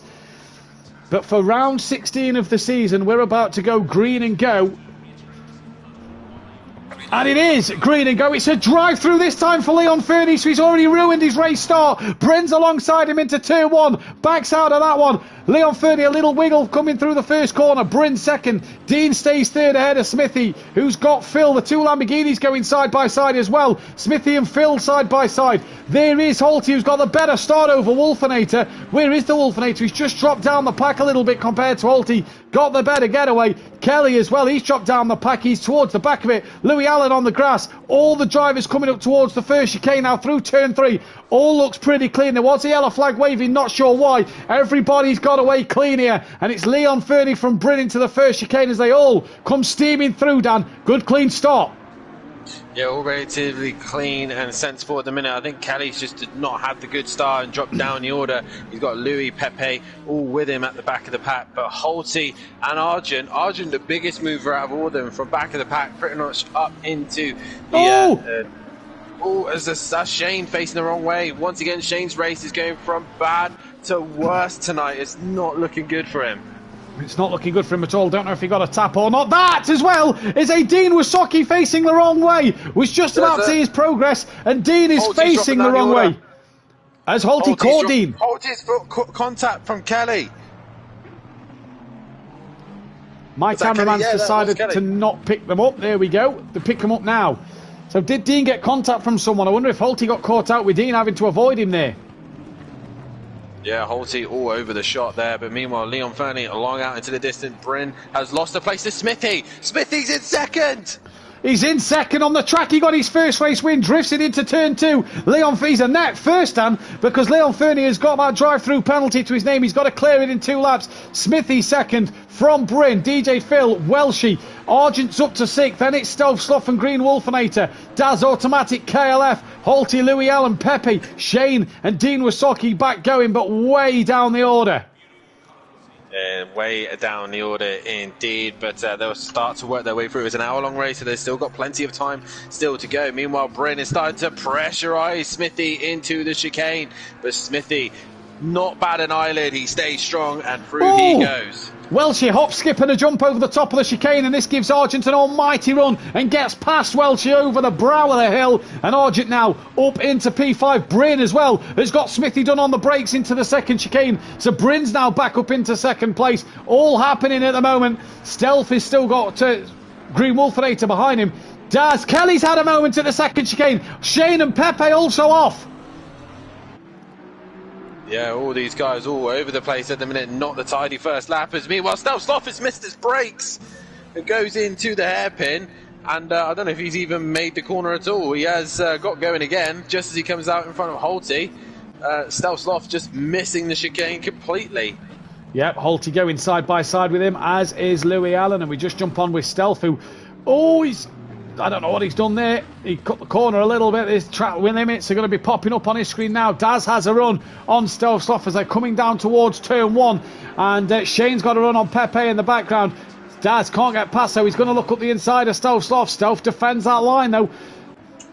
Argent's got past Smithy, so Argent now running in P3 at the moment. Leon Fernie has got to get his drive-through done this lap. Otherwise, I believe it turns into a stop-go. So, Bryn, your net leader at the moment from Argent. From Smithy, that'll obviously update as we go through the timing screens. Leon Fernie from Bryn, 2.9 the gap. Argent 1.2 behind. Then it's Smithy in 4th with Phil 5th. Welshie 6th place, side by side. Wolfenator around the outside of Welshie into the chicane. Wolfenator's gone very deep through the gravel. He's going to have to yield that one. And because he's got such a poor run, here comes Holty and gets the position on the Wolfenator. So Holty back ahead of Wolfenator in this one already. That's changed for 7th and 8th. Louis 9th with Stealth 10th. Daz Automatic 11th with Shane on the back of him for 12th. Pepe 30th. Kelly 40th for Dean Wasocki. Trying to gain onto the back of this pack with damage already. As Argent now is on the back of Bryn already. Yeah, Argent is on the move. He's looking as Holty goes down the inside of Welshie as they go into the hairpin. But Argent trying to get... he's already done Bryn. So Bryn's already fallen behind Argent. As Holty is now past Welshie, and Wolfenator's trying to go with him, but he can't seem to do so, and Louis right behind him as well. Yeah, good little scrap here in the middle of the field as the quicker cars are trying to unlap them, trying to get through the slower cars on the reverse grid. This is why we love a reverse grid race. Leon Fernie in for his drive-through penalty. Will everybody clear him? Where's Kelly? He will. Dean Wasocki, I think, should as well. So Argent has the chance now to go on and win this race here, Dan. And with Shane not having a good one, Argent catching Shane here for second place in the championship. Bryn, Smithy still third, galloping DJ Phil. Look at the traffic Phil's got behind him. Holty's got past DJ Phil. Phil's now got Wolfenator. Louis Allen side by side with Welchie at the moment. Louis Allen through up the inside. But look at this gaggle of cars behind DJ Phil. Yeah, and DJ Phil not wanting to move or get out of the way. He's fighting for his position as Green Wolfenator goes down the inside of the chicane. He manages to hit his brakes and gets it stopped as DJ Phil has a big wobble there going through the chicane. And Louis goes through, Welshie goes through, and will Stealth Sloth? No, he thinks better of it. They're all just training behind the back of DJ Phil, and it's all constituted up. Daz is now on the inside of Shane and gets that job done. Kelly's not a million miles away from this group either, yeah, so all the way down from 6th down to Kelly, it's all within pretty much a second of one another. DJ Phil holding the front few up has really allowed this pack to gain on him, and Welshie now as well, letting Daz and Shane and Pepe and Kelly and Dean Wasocki gain on the back. Dean did clear Leon Fernet as well. As Smithy's under attack from Holty into the final chicane. Holty goes down the inside. Smithy has made it not easy for him, but not too difficult either. So Smithy just minding his own business, trying to keep it facing the right way. And Holty now back up to P3. I think Argent had a problem towards the end of that lap. He's got Bryn breathing down the neck of him here. A Smoky Devil in the chat. Good pole and start, Leon. Unlucky on the drive-through, though. As obviously Smoky Devil, father of Leon Fernie, come to cheer him on. Smithy wide. Wide into turn 1, he's going to get dirt on his tyres and he's going to struggle for grip. That's going to allow Wolfenator to be breathing down his neck. Meanwhile, Stealth Sloth and Welshie are dealing with the Ferrari of Daz, who's gone down the inside of turn 1. Shane is now looking to attack the MC Motorsport Lamborghinis, and Welshie all over the back of his own teammate at the minute. Pepe as well looking on the back of DJ Phil, as they're all places to be gained everywhere. It's a great little start to this race. Kelly and Pepe have really got on the back of this pack here, so Kelly as well trying to come through. Shane having a look on Welch into first chicane. Pepe as well having a look on Phil, and Daz absolutely launches over the sausage curb at turn 1. That'll allow Stealth Sloth to come back through. Pepe's got past DJ Phil. This now means that Kelly will have a look at DJ Phil in just a moment, but Stealth Sloth back ahead. Dean Wasocki's not a million miles off this train. Kelly trying to look on Phil, didn't happen, and Bryn now has been dropped by Kieran Argent a little bit. Louis Allen though looking to get past Smithy into the hairpin. Here he comes, good move up the inside, and my cameraman's just a little slow on panning round. He has got the move done. As Daz also on the attack of Stealth Sloth. So all these guys now starting to struggle with the faster guys coming through. Obviously we want to change this for next season. The reverse grid obviously helps the guys at the back of the pack work their way through, being an hour-long race. So you'd hope that the faster guys would struggle to work their way through, but at the minute they're working their way through, so the whole system might change next year, as Holty's got quite a bit of damage to the side of his car. Now I'm wondering if he did clip Dean Wasocki, you know, when he was stationary as they come through. DJ Phil looking up the inside of Welshie, and contact made. Welshie is well off. Phil carries on his way. He's going to have big damage on that car. Welshie well off though, and Dean also gets through. What about Leon Fernie? I think Welshie's just rejoining. Here comes Leon though, who looked very quick and capable early on. Holty definitely has something wrong with that car. He's lost time to Britain and has got Wolfenator breathing on the back of him. I think he's only just got that damage. I don't think that's fresh from Dean. I think that's new damage. I'll tell you what, I'm gonna risk it. I'm gonna risk it. Risk it, Matt. Risk it. Do it. Risk it. DJ Phil hopping over the curb sideways as he comes through the first chicane. Kelly, though, gets that run on him. Comes side by side with DJ Phil. He'll be on the marbles a little bit here, will Kelly. Gets the job done and in the braking zone. Manages to get that one stopped. Phil goes a little deep now. Has to cut the chicane. Will have to yield the time. Don't want to yield too much, though, because Dean Wasocki's now lurking in the background. Tell you what, Dean, he looks like he's got a bit of front end damage, but he's really charging through this race and he's coming back through the pack. Stealth Sloth has been passed by Daz, and I believe has Shane on the back of him. Yes, he does. So I'm looking to find out what happened to Holty. I don't think there's anything in particular that's happened to him. It's just slow. I think that damage, now Green Wolfenator's got some clear air, I think he's just genuinely got slow pace. I don't think he has no answer. Okay, Daz looking up the inside of Smithy, doesn't think of making the move. Shane looking up the inside of Stealth Sloth, still doesn't make the move there neither. Drop back to Dean on DJ Phil, half a second this gap, and Dean just trying to steadily go about his business. Wolfenator, excuse me, just noting over the timing screen, has got past Holty and has dropped Holty by a second already. Louis Allen's coming for Holty now. So Bryn kind of sitting pretty in a decent P3 at the moment, knowing that Holty's got damage to his car. Daz has cleared Smithy. He has indeed. I'm currently negotiating my way back into the session, so give me a moment to sort this out.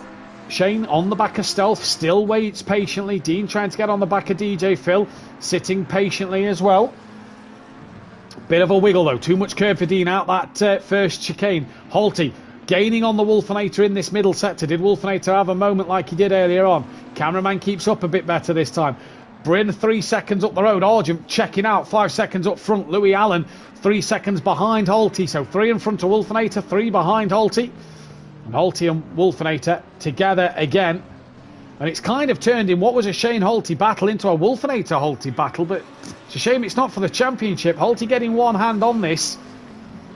And away he goes. Back to Stealth Sloth. He's got Daz just in front. He's got Shane behind. Shane's struggling to get past. Pepe's made a mistake somewhere. No, that's Smithy. Sorry. So Shane's got past Smithy. So that might be why Stealth has pulled a bit ahead of Shane. Shane may have took a bit longer to get past Smithy than before. These two have now caught Bryn really quickly. The top two, and Holty's actually coming back at Green Wolfenator now, so whatever's happened to his car, it seems to have gone to having a reset moment and come back. And guys, if you haven't done so, we've got 27 people currently watching the stream. Hit that like button. We're only at, I believe we're at 17 likes, so please hit that like button. Subscribe to the channel if you are new. Hit the bell to be notified so you don't miss any of the action, especially the pros tomorrow night. And get your guys' votes in on who you think is going to win this race. They're still up for grabs at the minute. Holty, Green Wolfenator, Leon Fernie or other.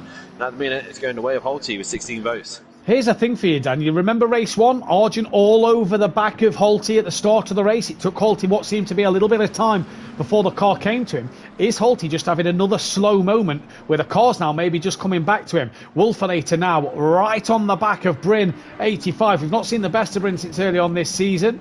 As into the chicane he comes, a little wiggle, and that's going to allow Wolfenator through. Does it allow Holty? I think it might do. He's got a run on Bryn here, and Bryn's lost out to Wolfenator. Here comes Holty side by side. What's happened, Dan?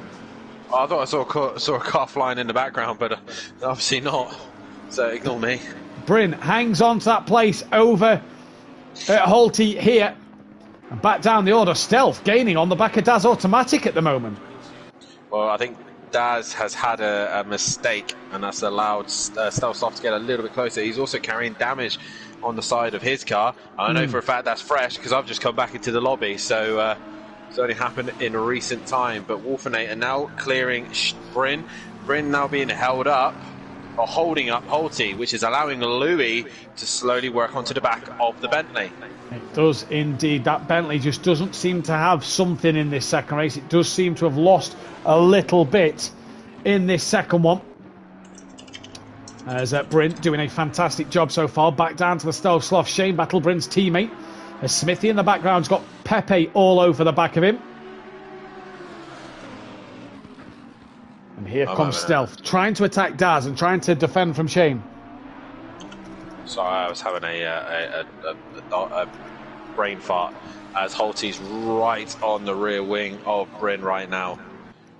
And Bryn really needs to make sure he nails his braking zones, make sure he hits every apex, because Holty will want to jump him as soon as he possibly can. But how much damage is Holty carrying? That is the question. And also, how much pace has Wolfenator got? Can he hunt down Argent, who's currently got a 9.2 second gap, but we know Argent is prone for making mistakes? Can he keep himself out of trouble? Can he keep himself out of trouble? Holty trying to still gain on Bryn. Shane hasn't yet passed Stealth Sloth. If anything, Stealth Sloth pulled that gap forward a little bit. And Kelly here trying to gain on the back of an Aston Martin that's got his teammate right in front of him. So Kelly trying to gain on Pepe. Pepe trying to gain on Smithy. What happened with Holty? He went wide, Dan says, and he has lost a lot of time to Bryn, to be fair. He has lost a lot of time, and actually Louis got closer to Holty than Holty's got to Bryn, so Louis is getting closer. The Honda, the lawnmower, is on his way. Oh, Holty, a big bit of chicane taken there. He had a huge wiggle out the first chicane. That's not going to help him catch Bryn either. So Holty really starting to struggle. 5 minutes until the pit window opens. So I wonder if Holty will come straight in. Pepe is right on the back of Smithy now. Smithy doing a fantastic job at the start of this race to keep Pepe behind him. He's done well as Smithy early on. 9th place at the moment, and he's doing another stellar job with his teammate not far behind Pepe to hopefully relieve some of that pressure. A bit of a wiggle from Smithy though under braking. Manages to hold on to it.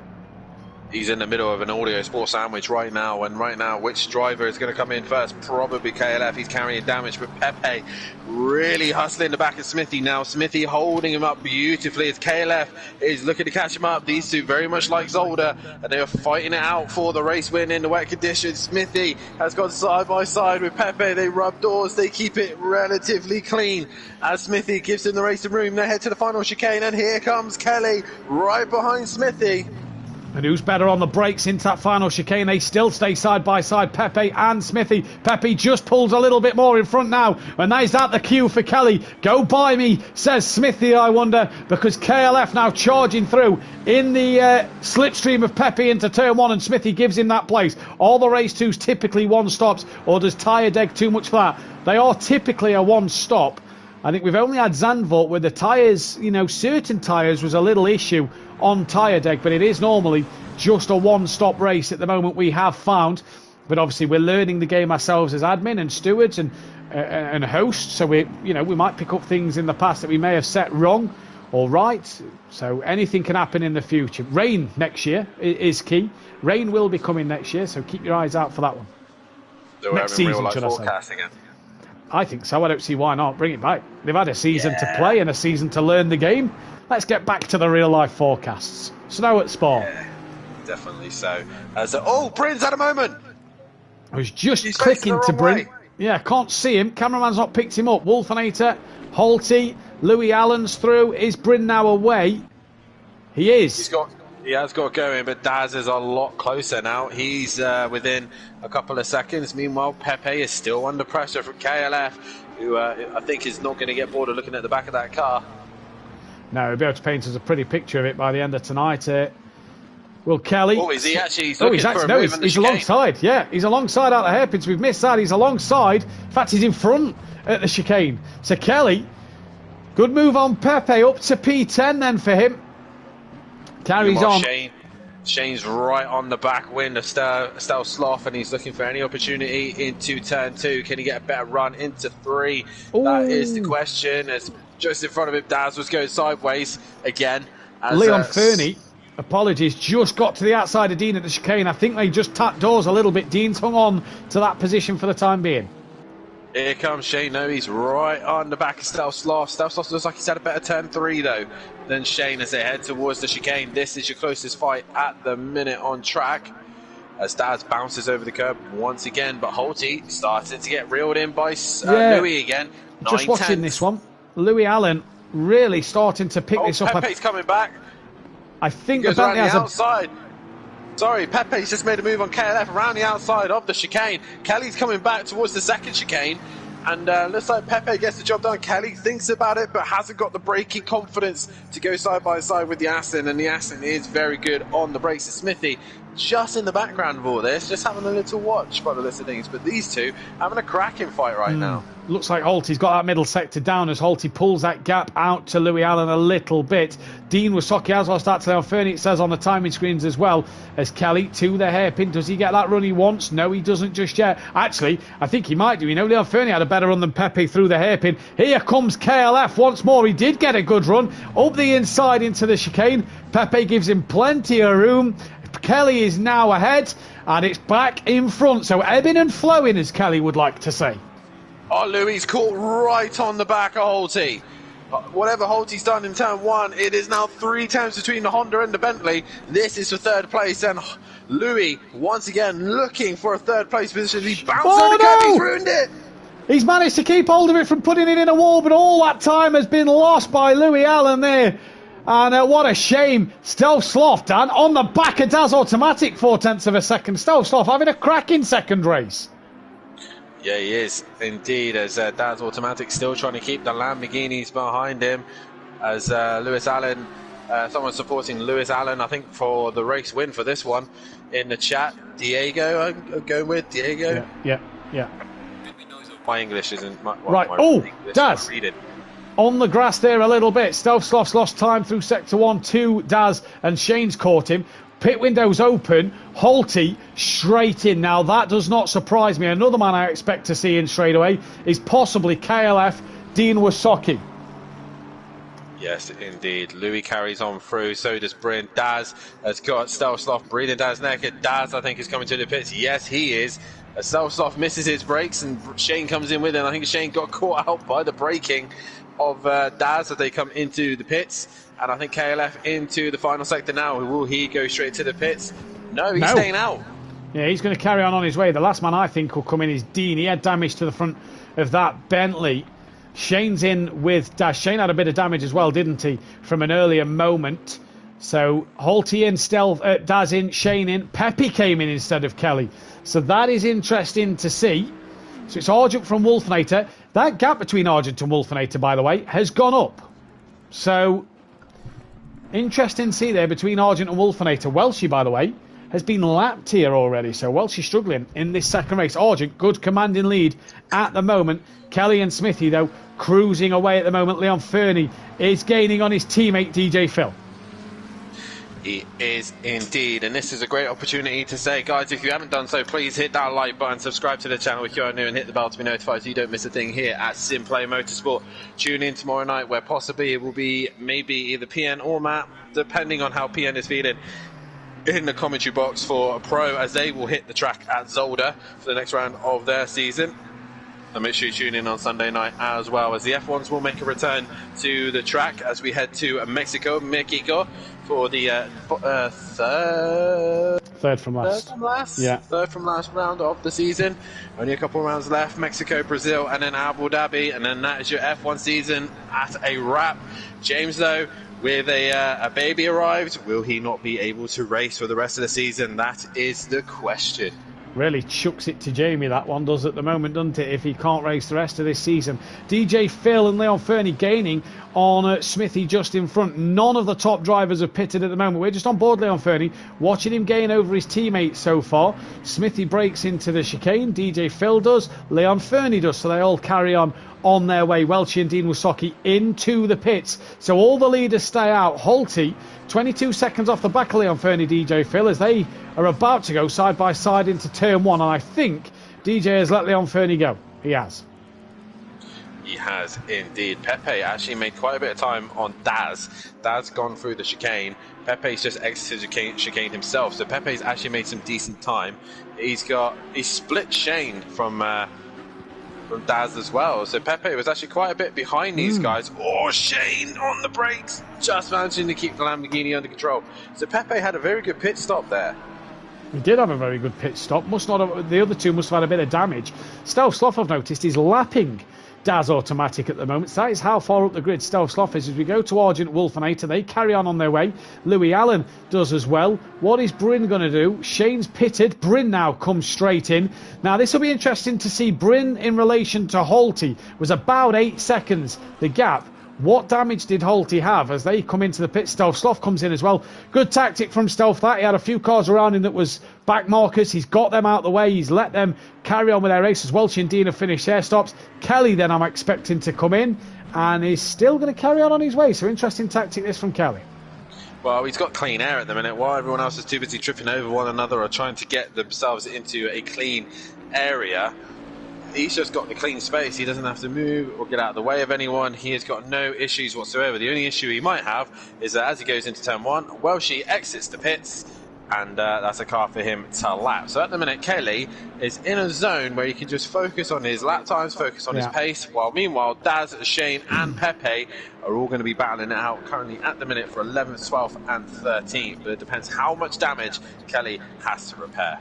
Well, Holty, I don't know if he's repaired his damage. He's still got a few dents on the side of his car. I'm not sure. Still not aware if this damage module at the minute on this game updates when it's fixed, like Project Cars 2 did. Either way, Holty doesn't look like he's repaired damage, but it has cleared Bryn. Oh. So that's interesting. Bryn's just been released. I don't think he has repaired it, to be fair. No, I don't. Who's that off? That is Dean off. So cold tyres. Dean Wasocki off then. Not the night for Dean in this one. Shane trying to get on the back of Daz automatic here as the cameraman will hopefully pan around in a moment. There we go. Within a second of Daz. So he's cleared Pepe as Shane. And he's now got Daz to look after here. Smithy's still in the pit lane. So these two will clear, or these three, shall I say, will clear Smithy. Smithy's just been dropped though.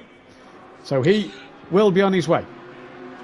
Argent just clobbered the chicane just now, and he doesn't want to do that too many times because he will start to lose the rear grip. As Holty's gone straight on in the second chicane, and he's having I don't think he's repaired that damage. Does look like he had a wiggle coming out of turn one, and Shane then laid on the brakes up the inside. Job done. No, I don't think Holty repaired damage either. Bryn's the car behind Holty. Bryn just getting the second chicane horribly wrong. Holty's through the hairpin. I don't think Holty repaired his damage. I'm adamant on that one. So we will wait and see. Just the way the car's reacting and handling, I don't think he has. Argent, meanwhile, is not really lapping him very quickly. If I actually quickly look at their lap times as Holty comes to the line. I saw this earlier when watching Holty in relation to Bryn, when Bryn pitted. I thought Argent looked close, but looked tentative to lap his teammate, as if to let his teammate go.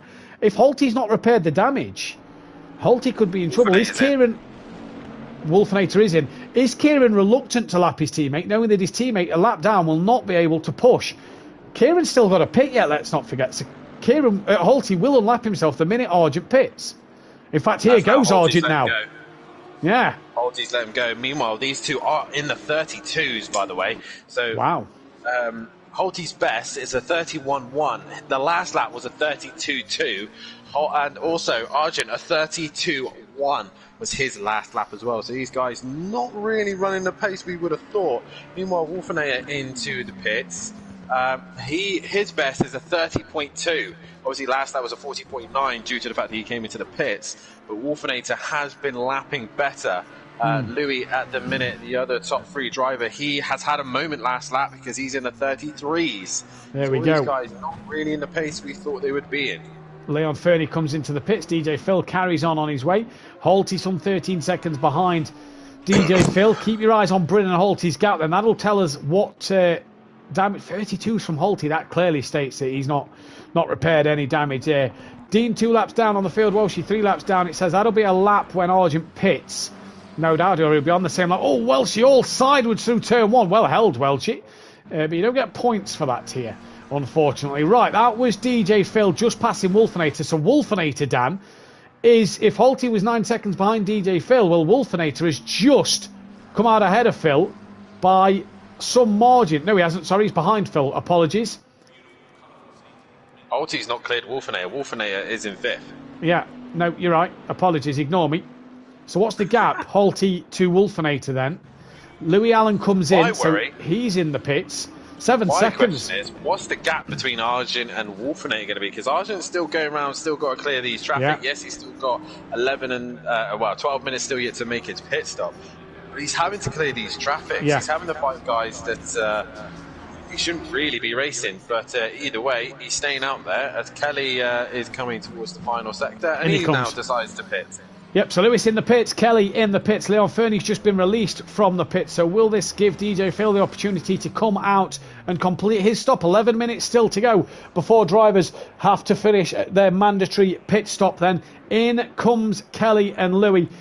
Argent still going here. DJ Phil comes into the box as well and goes straight into the pit wall. That was handy though for Phil to come in because he was about to get... real elbows out with Wolfenator as Wolfenator carries on through. Argent does another lap. Right. You can see the guy he's racing right in front of him. But Argent's lapped Holty and is now nearly lapping Wolfenator. Well, he's back to a 31.4 as so does Holty. He does a 31.1. So they're on decent pace right now. But are they faster than Wolfenator? Obviously, last lap he had to clear Phil, and it was out lap as well. So Louis Allen dropped. Sorry, apologies. Holty's well clear of Louis Allen now, actually, of Lewis. So Holtke's There's gone a car here. off. Yeah, it's Welshie. Oh, yeah, that's number 69. That is Welshie, who is off. Stationary at the moment as well. Kelly's out the pits. Phil's still waiting. So Bryn's past Kelly. Stealth has passed Kelly. Shane has passed Kelly. So has No, Daz. Daz is behind him. Is he? Yes, Kelly there. Oh, that's close. That's tight, that one. Is the damage been repaired on Kelly's car though? Yeah, That I is think the so. question. I think so. He's had a bit of a long stop. Kelly was running well ahead of these, and he's had a bit of a long stop. He was fighting racing Pepe. Yeah, and he's well in front of Pepe, and he's 6-7 seconds up the road from Pepe. So he's you well, think he well in hasn't front of checked Pepe. repaired? No, I don't think he has. Possibly But we'll not. see. Come on. Like I said earlier on in the night, these two definitely seems to have had a rivalry on track as Argent finally pits. Wolfinator then is into the first corner while Argent is in the pit. So this should be an interesting indicator to the pros tomorrow. Yes. Meanwhile, Daz right up the rear wing of KLF. Yes, good little fight this. Pepe, Daz and Kelly all seem to have a good little battle at the minute as Daz goes to the outside. Kelly defends the inside line, just squeezes Daz with a car's width on that outside line. And good, hard racing there. And Kelly, we know, he's one of the hardest defenders in the league.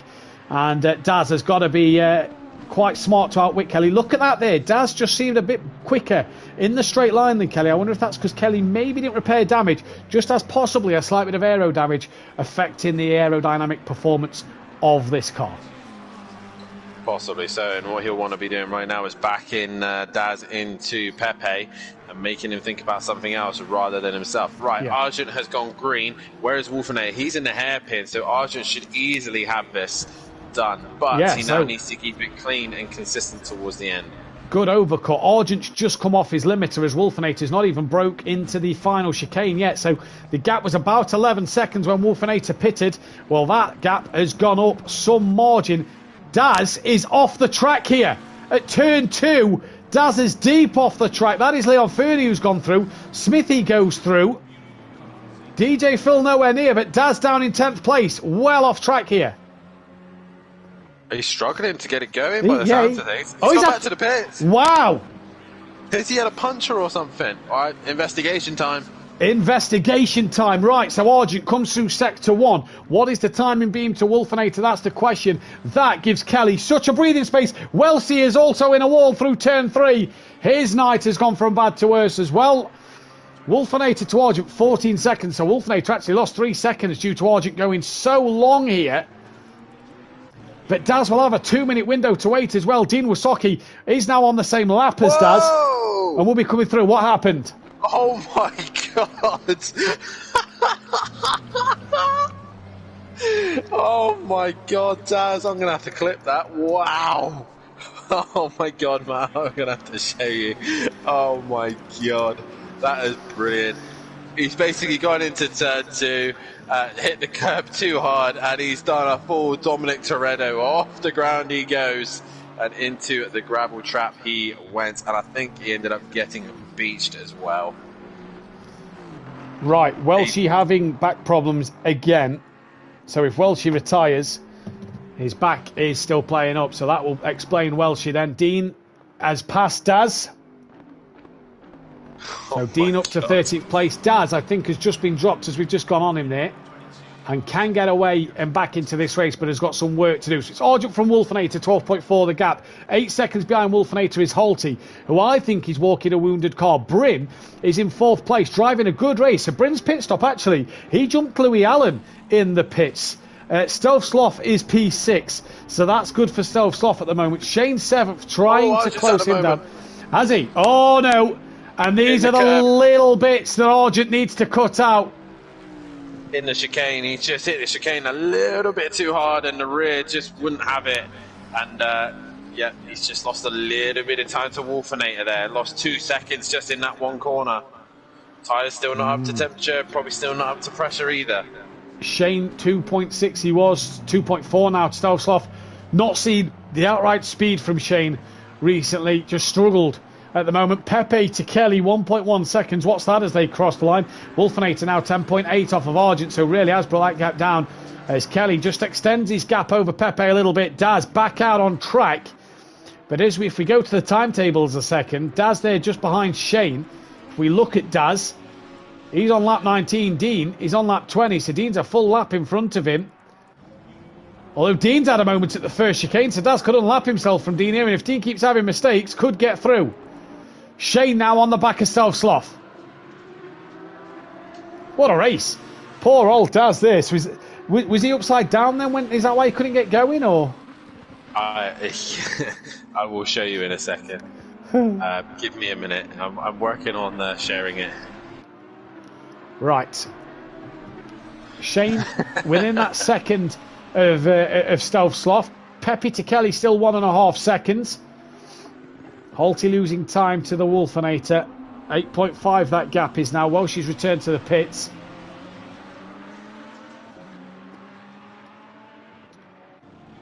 Shane just starting to reel in. Pepe, in fact, has Kelly had a mistake?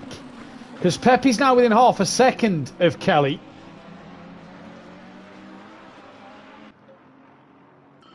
So I wonder if KLF's had a bit of a mistake somewhere, because Pepe has pulled nearly enough a second over him. Shane's lost time to Stealth Sloth. Stealth and Bryn, by the way, having a better race 2 than race 1. They are flying. They are indeed, as I've now got that clip for you, Matthew, so you can see exactly what happened to Daz. There you go. And if anyone is on the Discord and wants to see exactly what happened to Daz, I will post that in that right now so you can all see what's happened. But to the guys in the YouTube channel, you're going to have to, obviously, if you want to get involved in this series, then please head over to our Discord and sign up and get involved for next season. The season isn't far away. As the more and more population comes in this channel, the more and more we have to run an amateur class as well. So get yourselves signed up for next season when the sign-ups come open. Yeah, bring on the AM class. Right, let's just watch this here on my phone. There's Daz. Just brakes. Meanwhile, Shane is my days! That's broken something. There's no wonder he couldn't get it out of the gravel. That has broken something. Pepe here, though, looking to the outside of Kelly, to the inside of the chicane, and Kelly well defended once again. What about Shane? Yeah, Shane is really hustling the back. Oh, he's got Daz right behind him. I'm stuck on the helicopter view, so my view's going to look a little bit different right now. But Shane is really hustling the back of Stealth Sloth right now. Yeah, Pepe just see that. right on KLF. So just watch Shane exit the chicane here as we wait for the cameraman. Pepe's got a great run out the hairpin, but he's run too much curb. So Kelly's going to just hang on into the final chicane. Kelly, I don't think repaired that damage. Yeah, good racing. No. Kelly and Pepe's had some good scraps in this one. Shane lost a lot of time to Stealth last sector, but now look, through turn 1, he's going to go the outside of turn 2, the long way round. Daz not getting involved in this, an absolute inch. And Shane trying to hold it strong around the outside of Stealth. Now tries to tuck under for turn 3, does he? No, can't get it done. And Stealth defends his position at the minute. Halty's lost 4 more attempts to the green Wolfenator, so that one is pretty much done. And wow, at the minute, Shane and Kelly, Shane and Pepe being the aggressive attacking drivers. Kelly and Stealth Sloth having to defend. As Pepe side by side with Kelly now, down towards the first chicane they come. Pepe alongside, but he's on the outside of the chicane. And here comes Pepe round the outside. Pepe just has to go to the curb and loses that momentum. Kelly hangs on once again. What a defensive drive. Pepe's really being put to the sword here. He is indeed really been pushed to the limit. Like I said, Kelly before is one of the more difficult guys to overtake as he's trying to get the best run he can. Hairpin is where that Aston Martin seems very good. He's got a great run down towards the hairpin. Kelly makes his one move to the inside, Pepe to the outside, and Kelly goes deep. That's not going to help him, but Pepe went deep as well. But Kelly's on the curb and he's gone round. Oh, Kelly's gone round. My cameraman hasn't picked that up. But Stealth Sloth as well has had a moment and span. So Shane's gained a place. Kelly round then to Pepe up. Where's Leon 30 in terms of Kelly? Louis within a half a second of Bryn. So the Honda pushing on the Lamborghini here then. Louis Allen trying to get past Bryn. Wolfenator 11 seconds to Argent. Halty 10 seconds to Wolfenator. These two a little further back. Bryn goes defensively. And the Honda has to go the long way round, but thinks better of it at the moment. What could have been for Louis? He looked so good earlier on. Just made that one mistake over the curb, and that was it. He'd lost all that time he gained on Holty. Leon Fernie now within a second and a half of Kelly. Apologies there. Smithy coming to get back onto the lead lap here, and he does so now. DJ Phil will as well. Oh no! He's in the grass. He's struggling to get going, and now he's going to be in a gaggle of cars with his teammate. As Shane now goes up a place, as Daz is coming up right behind him and nearly hits him. And Daz works his way through. Yeah, Daz obviously a lap down here. And Daz trying to chase down Dean Wysocki. He's a lap down on Dean Wysocki. Dean's off and is slow to rejoin. Obviously, Dean making sure that he avoids the two lead cars there of Shane and Bryn. So that's good to see from Dean. The back marker, Leon Fernie there on the back of KLF here through the second chicane. They've got Wolfenator gaining in the background. A slide from Leon Fernie. And this is where Kelly now must have not repaired that damage. It's hurting him. Yeah, it is starting to hurt him over time. Yes, he saved time in the pit stops, but you lose so much time overall, and then Kelly's now starting to suffer. Leon Fernie, meanwhile, is pressurising the back of Kelly, and at the minute, Green Wolfenator will not be liking this because he'll be seeing these two scrapping. Leon Fernie to the outside. They can't find a way through. Kelly goes deep into the final chicane. Yeah. He's really struggling with front end grip, I think, and Wolfenator comes up right behind them, and they both go to the wall. They've hit Wolfenator! No! Kelly bounced, Leon Fernie, I think, bounced off of Kelly there. I'm going to have to watch that one back. I'm not sure what happened, but Kelly definitely bounced, Leon Fernie definitely bounces off of Kelly, and Wolfenator in the wall as well. That has allowed Holty through. Louis Allen is way behind at the moment, but the damage Green Wolfenator could have here could be substantial. That would definitely be one reviewed by the stewards. I think Kelly kept his line, kept him straight, and then Leon Fernie trying to go the outside of the corner, thinking that Kelly was going to give him racing room, and he didn't. I had the helicopter view, and it really did look like Leon Fernie was trying to move. That was always going to close. Oh, Kelly's round! He's jumped over this first chicane. Leon Fernie goes through. And for Kelly now, that's Holty in the background. Oh, round two, ladies. This time it's the other way around. It is the other way around, and we'll see what happens. Ariel Pulowski, Smithy in the chat, he says there's bit of ding dong. Oh. Does Kelly have damage? I reckon he had front end damage Kelly's as it not was. Lifting. No, he is. But that front end looks a little more crumpled up on that front right hand side of Kelly's car. Either way, Stealth Sloth 1.3 off the back of Bryn. We'll keep our eyes on the time of Louis Allen. So Stealth Sloth here gaining for a P6 at the moment. So real good pace from Stealth Sloth so far. Ariel Pulowski, obviously Don Productions from back in the day. And some old names pop up in the chat tonight, aren't we? Nice to see. It's nice to see these guys back in the chat. Get them back out on the Sato Corsa Competizione grid here. Bryn, can he hang on from Stealth Sloth? Dean just behind these two, a lap down to these. But nonetheless, he's still fighting his way to keep ahead of Daz and maybe to gain on DJ Phil. Where is DJ Phil in relation to Dean? Nowhere near as Dean messes up the second chicane as well. So Stealth and Bryn really the closest battle on track at the moment. Keep your eyes on that gap, Louis Allen to Green Wolfenator. In which Wolfenator is... Where's car 186? That's just gone through sector 1. He's in the first chicane. Yeah. And he's coming up to the back of Kelly and Holty. Louis is only in turn 2. Not a million miles away with 16 minutes to go. Keep our eyes on the gap. Obviously, Welshie, 15th down the pack. Back problems for him. We know he's been suffering with it. He retired the other week due to 2 slip discs he was racing with. Not advised, ladies and gentlemen. Not advised. No. But Welsh is a tough northern Scot. No, you wouldn't have done it. You're too southern. Welsh is north. You know what I mean? He's proper north. Proper northerner. Is that north? He's Scottish. You too southern to drive in that much pain. You're Stealth too Sloth. sheepish. I have definitely too sheepish to drive in that much pain. Stealth Sloth 1 second off the back of Bryn. He's closing that gap to Bryn. Kelly's a second to Leon Fernie again here. So Kelly started to reel in Leon Fernie. Oh, Leon, I think, has had another moment because that car is, its paintwork has started to go white here. Yeah, and Kelly is now right behind him. So round 2 for these two instead now. I think Kelly might be wanting some payback. Stealth on for a P6 in this one. This good little battle. Shane 9 seconds off the back of Louis Allen. So keep our eyes on this fight at the moment. 9/10 to Gav, but now we'll go back down to Kelly though, because that's 4/10. So let's watch the KLF fight. Keeping an eye on that. As, Lewis Kelly's... is 28 seconds, sorry, off the back of Wolfinator. Yeah, Wolfinator is just managing his damage to Holty now. He just has to, thanks to the contact between Leon Fernie and KLF. Honestly, nothing he done wrong. No. These two too busy tripping over one another, and he was just in the wrong place at the wrong time.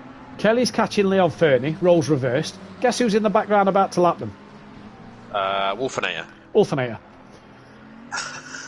We could have flashback soon, ladies and gentlemen, as Kelly looks up the inside, thinks better of it. He wasn't far enough alongside. Sutty would have sent it from there. Kelly, did he teach you nothing in your 2 seasons as teammates? Probably so. Sutty Apex. Kelly, though, towards this final chicane now. Still not close enough to make a move on Leon Fernie at the moment. And Wolfinator must be starting to have nightmares here as he sees them come down. Yeah, he must not be liking the look of this so far. I think he's keeping a nice even gap. He was 9 seconds behind. I think he's now 10 seconds. He's just taking his time, letting these two squabble, and they're still giving themselves bad lines because they're too busy squabbling with one another. As Kelly looks to the inside of turn 2, I think Leon like he's running wide. I think Leon's struggling to turn that car left. He was so slow through turn 1. I think he's struggling with left-handers here. I think he's just struggling in general. Either way, Kelly has a bit of a run on Leon Fernie. It's down towards the chicane. Leon parks it in the middle of the road. Kelly can't come through there. Good defending from Leon Fernie at the moment. Bit of lag as well. Now the Wolfinator is right on the back of them here. Will Kelly jump out the way, or will he just... here comes Wolfinator, and Kelly defends the inside. I don't know if he defended as much as turn into the chicanes. I know that's... Well, I'm looking for the helicopter view. So yes, you are. Yes. Yeah, that's true. Well, either way, Kelly's lost a lot of momentum to Leon Fernie here, and Wolfinator now looks up the inside of Kelly. Kelly keeps a wide berth, and that is job done. Kelly allows the Wolfinator to go through. Jump to Stealth Sloth on Bryn. The gap was half a second. Doesn't look half a second anymore. Bryn's wide up front, though, so Stealth gets closer. He's got a good run on him. Argent's about to lap these two for P6. Stealth right up the chuff of Bryn now. We'll jump down to DJ Phil and Smithy as well, because these two having a battle. DJ Phil's on the rear wing of Smithy. And car 7, Bryn, drive-through penalty for track limits. Oh, no, that's ruined his race. Leon Fernie's gone wide. No, what? Lag. He is lagging really bad now. Really bad as KLF now goes through. He ended up in the gravel. Now he's in the grass. Now he's in KLF. Yeah. And now he's off track. That's F1 lag, that is. That's what we have to put up with on F1. DJ Phil around the outside of Smithy into turn 2. Yeah, has he got it done? Yeah, he has. Just got the job done there. I'm not sure what is happening with Leon Fernie's car. Oh my God. Bryn, drive-through penalty, straight in to do it. Stealth Sloth's going to get through. Pepe is going to get through. Kelly's round at turn 1. At the first chicane, sorry. He's clobbered the chicane. Where's DJ Phil? He's there. There's Smithy as well. Oh, right. Where's Leon Fernie? Leon Fernie's off as well. He's lagging like mad. Leon Fernie's off way before the first chicane. He's got big damage. He's on the ground for me. Well, we'll leave him to it. Although his latency looks about as good as Louis Allen's. Lewis not lagging. So not sure. Bryn clears his drive-through. So Stealth Sloth got through. Pepe got through. DJ Phil did not. So Bryn should be down in 8th place now. But for Stealth Sloth P6, what a result! No! He's kept it out of the wall, but he span right around. Where is Pepe? He's coming. Pepe's coming. He's got it going only just in time. Only just in time. Well, so did he hinder with Argent? No, because Argent, as I jumped on Stealth, Argent then comes skipping across the curb a bit after. So I just think he's hit the curb, landed, and it's just spanning round. Argent having his own moments. Luckily enough, it's his teammate behind him who's well back. Wolfenator, his PTSD, as Jamie says, has now calmed down the fact that Kelly and Leon Fernie are no longer there. Dean's passed Leon Fernie. Daz has the chance here to get himself ahead of Leon Fernie. In fact, might be ahead of Leon Fernie now. And Pepe on the back of Stealth Sloth all of a sudden for what could be a P6, just as we said how good a job Stealth Sloth had done. Guys, there's a poll out now for driver of the day. We've lost. Your votes in. Apologies, we've lost Leon Fernie. Is that a retirement? Possibly so, or a pull of the internet. Well, he was lagging very, very, very bad, and to the point he was underground. So it might be the fact that he was lagging pretty badly towards the end of that. Well, we'll have to wait and see, no doubt. Really harassing Stealth Sloth. Stealth Sloth's gone wide. Pepe's down the inside. And I think Pepe might get that job done. He's hanging in there. Stealth Sloth to the outside. Oh, they make slight contact.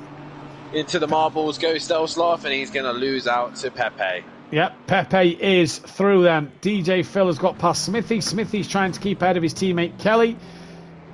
And all of this, Bryn isn't a million miles away from Stealth Sloth and Pepe here, so they won't. If a ding-dong between them two, and Bryn could find himself in another position. Last 8 minutes then of the race. What a night it has been. Poll out for driver of the day. Holty, Wolfenator, Argent, Louis Allen. Get your votes in for that one. I know who I'm going to say off the bat. I'm going to give it him at the end of the night. I think he's had a cracking night. Stealth Sloth, though, he's having a good night. And Smithy's wide in the gravel. And that's allowed Kelly to go through at turn 2. It has indeed. Dean's still a million miles away from these guys, so they can literally take their time and try and catch on to Phil. Phil is only a few seconds up the road to Kelly, but Phil's kept his nose clean, and he's going to score some decent points at P9. So will Bryn in P8. So decent points either way for most of these drivers, especially Stealth Sloth, who hasn't given up on Pepe. He's coming back at him. Yeah, and why not? Stealth Sloth has been very aggressive this season, and you know, he come under a bit of scrutiny at Project Cars 2 for just being too aggressive and not knowing when to yield. Well, ACC, we're seeing a new Stealth Sloth, and it's great to see because he's had some cracking races this season, trying to stick with Pepe and push him hard. It looks like Pepe's got the best though through these first couple of corners. Looks like he's gapped Stealth a little bit, and yeah, the top 5 look pretty set on their result, don't they, really? I think it's just what happens now in this last 7 minutes. You've got to keep it out of trouble yourself now. The order looks pretty set. As well, she in the chat gives a vote to Stealth Sloth for driver of the day. So, supporting his teammate. And I will have to say Stealth Sloth has done a fantastic job tonight. Yeah. Daz, Jamie. Dan will be putting the video in Discord soon, I imagine, but Daz. It should be there. He's not barrel rolled it like Overtaker, but Daz hit the curb pretty hard. Stealth Sloth then. Vote for driver of the day from his teammate. He's driven really well tonight as Stealth Sloth. I have to take my hat off to him. Tip the old hat, as they say. Kelly 6 seconds to Phil. He's lost a bit of time there to DJ Phil. And Stealth 1.4 to Pepe. Really trying to keep this gap and this fight on to the end of this race now. Cars just all spread out and sprung out between themselves. But let's run you through the order. 34 laps currently completed by your race leader, Kieran Argent, who leads the way well clear of his teammate Holt. He was about to start his 34th lap. The Wolfenator, when the camera wants to pan around, the Wolfenator P3, 15 seconds off the back Holty. Louis Allen in P4, great drive for him tonight, his first podium, and P4 in this second one. Shane 6 seconds off the back of him in P5. Pepe P6 with Stealth Sloth, who has a great last sector. That Aston struggles in the final sector here. Stealth gets within 7/10 of him again. Pepe 6th, Stealth 7th. Bryn is in 8th with DJ Phil 9th. Kelly's 10th. Smithy's 11th, although the camera just needs to pan around to them two once again. There it goes. There's Kelly. There's Smithy. Dean Wasocki's running in 12th place with Daz Automatic still going in 30th. But Stealth here, Dan, That gap's now down to 0.6 of a second here. Stealth's not gave up on this one. No, he hasn't. He just has to take his time, be patient, and he'll get in. I'm pretty sure Welshie in the headset is saying, "Boy, get him, lad." Yeah. That's my terrible accent of Scottish, but boy, get him, lad. But yeah, he's coming. That was dreadful. Gap's still 6 Yeah, we're gonna comb over your Scottish accent there. He's still coming for him, and Stealth here really putting some pressure on Pepe then to not make a mistake. Smithy back within a second of Kelly. Final 5 minutes then of this race. Where is Argent? Oh, Stealth is right there. He's made up so much time in the final sector. It's the first sector. Pepe seems to make the time. Across the line now, the gap is 0.5 of a second, or just under 0.6 of a second. Stealth has a look at turn one, but possibly compromises himself by being too tight into the corner. Smithy will just drop back to him. He's within 0.6 of his teammate. Whoa! Look, this little scrap. Daz across the curb and lets the two McLarens lap him once again. He was unlapping himself from the McLarens and just missed his brakes. Crazy, bonkers, Stealth. And that's, look at how much he's lost to Pepe through sector one there. Wow. Stealth really struggling through this first sector. He's lost 1.5 seconds through that first sector this time. Who's that in the background? Think Dean Wasocki had a moment, I believe he did. Not too sure though. Looked like a car was spinning. Either way, Stealth lost a lot of time to Pepe. He's now got to regain all that time back. Was putting pressure on. He's now lost it all. Kind of dulled down this last moment of this race, hasn't it? Bryn's gone. Bryn's had a moment in the chicane and he's dropped the rear now. Everyone's just strung out. That's the problem. And Stealth not really putting the pressure on Pepe, and he's gone wide now in the hairpin. So it is not working out. Meanwhile, Arjo clearly well out in front of Halsey. It's been a Bentley domination for this one so far, as Smithy is still trying to catch DJ Phil, but they're just losing time hand over fist as Daz is coming his way back onto the back of KLF again. Where's Daz in relation to Dean? Dean is coming towards the line. Daz is just coming towards the second chicane. So Daz way behind Dean at the moment. Not going to get that one done. Stealth gets the gap down to a second once again. Needs to get this first sector hooked up, because if you can get this hooked up and match it with the second and third sector, he can be flying. The number 8 MC Motorsport, yellow and blue Lamborghini. 1.1 was the gap sector time. He's only lost a tenth. That's not a bad first sector this time, Dan. No, it's not. He just now needs to nail the rest of the lap and do it every single lap towards the end now. As Arjun, I'm just keeping an eye on where he is. He's in the hairpin, so we might get next lap and one after that. So 2 laps to go, I reckon. Bryn's had another moment. The end of this race. Turn 2, just can see car 7, yellow flag. He's rejoining now. Yeah, DJ Phil is coming. Bryn gets going to drivers. Phil's gone wide. Phil's off. Yeah, he's gone very wide as well now. So Same corner. Them two keep having well, I was just about to say, if them two keep having problems, Smithy and Kelly could be in with a shout here. As we go back to Pepe, he's actually gapped so sloth through that middle sector, 2 more tenths. Daz is going sideways past KLF, and now they're going door to door. Daz nearly contact with KLF. When is Daz not sideways? That's the thing. I don't know. I don't know. Guys, at the minute, currently 28 people watching. Thank you all for watching tonight. It's been a fantastic night's worth of racing for the Pro-Am. Tune in tomorrow night when the pros will be hitting the circuit. And as we're currently on 23 likes and there's 28 of you watching, come on, let's get those last few likes in at the end. We're currently on 23. Get your votes in for driver of the day. 8 votes going away so far of Louis. So get your votes in now before the end of the night. Obviously, you'll get 2 extra ones from myself and Matt. As we go to drive through for Daz for exceeding track limits. He's probably drifted over them track limits there. Stealth Sloth gets the gap back down to a second. What's he lost through sector 1 this time? Only a couple of hundredths this time around to Stealth Sloth. Just starting maybe to get that to grips with this Lamborghini in sector 1. Argent's behind. No, that's Holty behind them. And well, Pepe needs to nail these other sectors. Oh, he was on the grass there. Pepe's off. Gone. He's straight Pepe's off. He's going to have to give the time up. Or that is his warning being used there. Oh, Reminder, these guys get warnings these guys get warnings for track limits. And 3 is what you get. Your 4th one is then a drive-through, as Daz has just gotten, and he's going in and out. Pepe clearly there you go. Had a few warnings left over. Race control confirms that we are on the final lap of the race. These two are on their last lap. And Stealth gets really close into the braking zone of the chicane. And probably compromises himself on the exit. But Pepe here now has to defend from Stealth Sloth on this final lap of the race. Drive-through cleared for Daz Automatic. Argent is coming towards the first chicane, so keep our eyes on him. Here comes juicy. Stealth Sloth. This is getting juicy towards the end between these two. I'll keep an eye on where Argent is on track so we don't miss him crossing the line. You focus on the fight. Indeed, Stealth Sloth. 4/10 it was to Pepe. Looks like he's just lost a little bit. Pepe, 2 wheels, dipped onto the gravel there on the exit of turn 3 towards the chicane. It's gone up 1/10.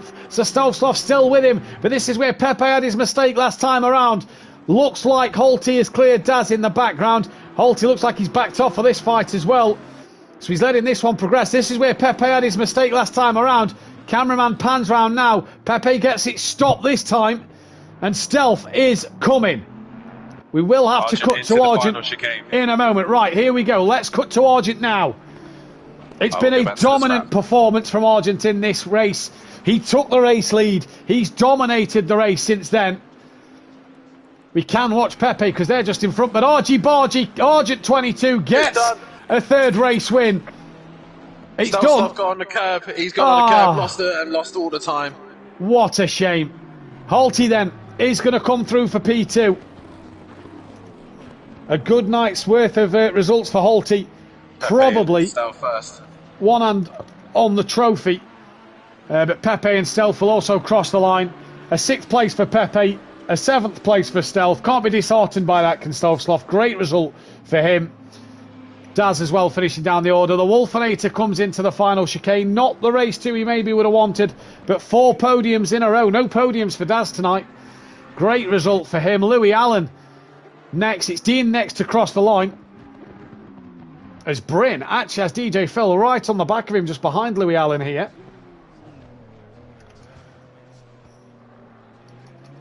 Yes, they do. As they come towards the chicane, Louis Allen crosses the line to finish in a solid P4. So great drive from him. Shane, obviously just behind these two. Bryn's gone slightly wide. DJ Phil to the line. Is he going to get him? Not quite. Bryn will just hang on to P8. DJ Phil in 9th. Shane will finish in 5th. Smithy and KLF will come home for 10th and 11th. They are your last 2 runners on track at the minute, but what a race we have had tonight. Well, hopefully we can get Argent in. We had problems getting Holty in, so we'll hope that Argent can come in.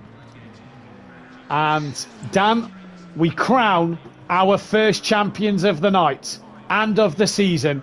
Holty and Argent, get another party set up because we need to get these 2 in. Holty and Argent are your season 1 Constructors Champions here at SimPlay Motorsport. Dan's gone to do that, so we will briefly be a bit quiet while we get another party set up.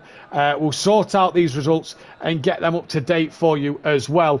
But Argent and Holty are your Constructors winners then. And that is fantastic to see. We'll go through the championship order in just a moment when we get into this other party. There we go then.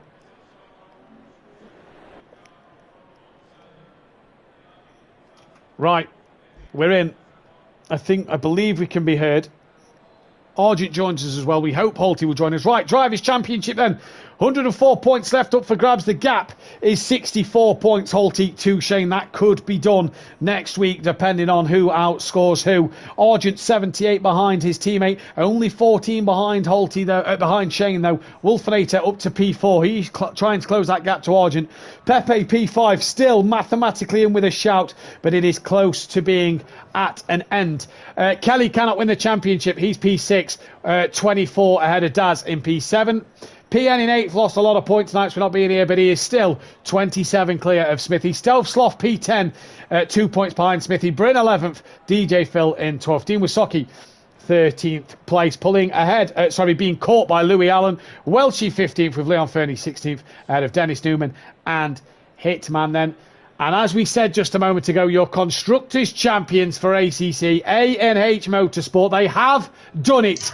They have mathematically beaten Tickle Pink Motorsport. It cannot be caught, as Tickle Pink now have a fight with East West Motorsport for 3rd place, provided PN can come back next. And the headset's gone. That's good. Just as he's going into all that. Who did I get up to? Where did I get up to? Tickle Pink. Tickle Pink. East and West are 3rd. They are only 3 points clear of Audio Sport then. The Austrian Racing Club now go ahead of MC Motorsport in terms of Constructors points. So another Constructor side losing to an independent. Racing Group are 10 points behind them. That's a good one racing. P8 Lone Ranger Racing now in a fight for P3 in the Independence Team Championship with Team Oro Titan and the 2 JW Racing Esports teams bringing up the rear. And we'll start with Holty. In fact, no, I'll tell you what, we'll start with Argent, because Holty won the first race, we didn't get to speak to him. So we'll start with Argent. Argy, a dominant race 2 from yourself there. Yeah, lucky enough, managed to get through the pack relatively easily after the first couple of laps, and just had to keep it consistent to keep Green Wolf and at bay, but other than that, just done what I could. A 14th to 1st. Now, we've had you win races this season where you've dominated them, but it's come from reverse grid, where you've had to qualify for the reverse grid. This one didn't. You had to do it the hard way from the very back of the pack. I think me joining the lobby late does me a favour by putting me at the back of the grid, because obviously I tend to miss all the incidents in front. I know my teammate was involved with, I think it was Smoky Devil, with Stealth Loss on opening lap. So, you know, he had damage. Then I don't know what happened to Green Wolf and behind me, but he sort of dropped back all of a sudden. So, yeah, I managed to get through the pack relatively cleanly and kept it clean. Talk us through race 1. It obviously wasn't to be. You started with a drive-through, just didn't seem to have the pace in that first race to get through the pack.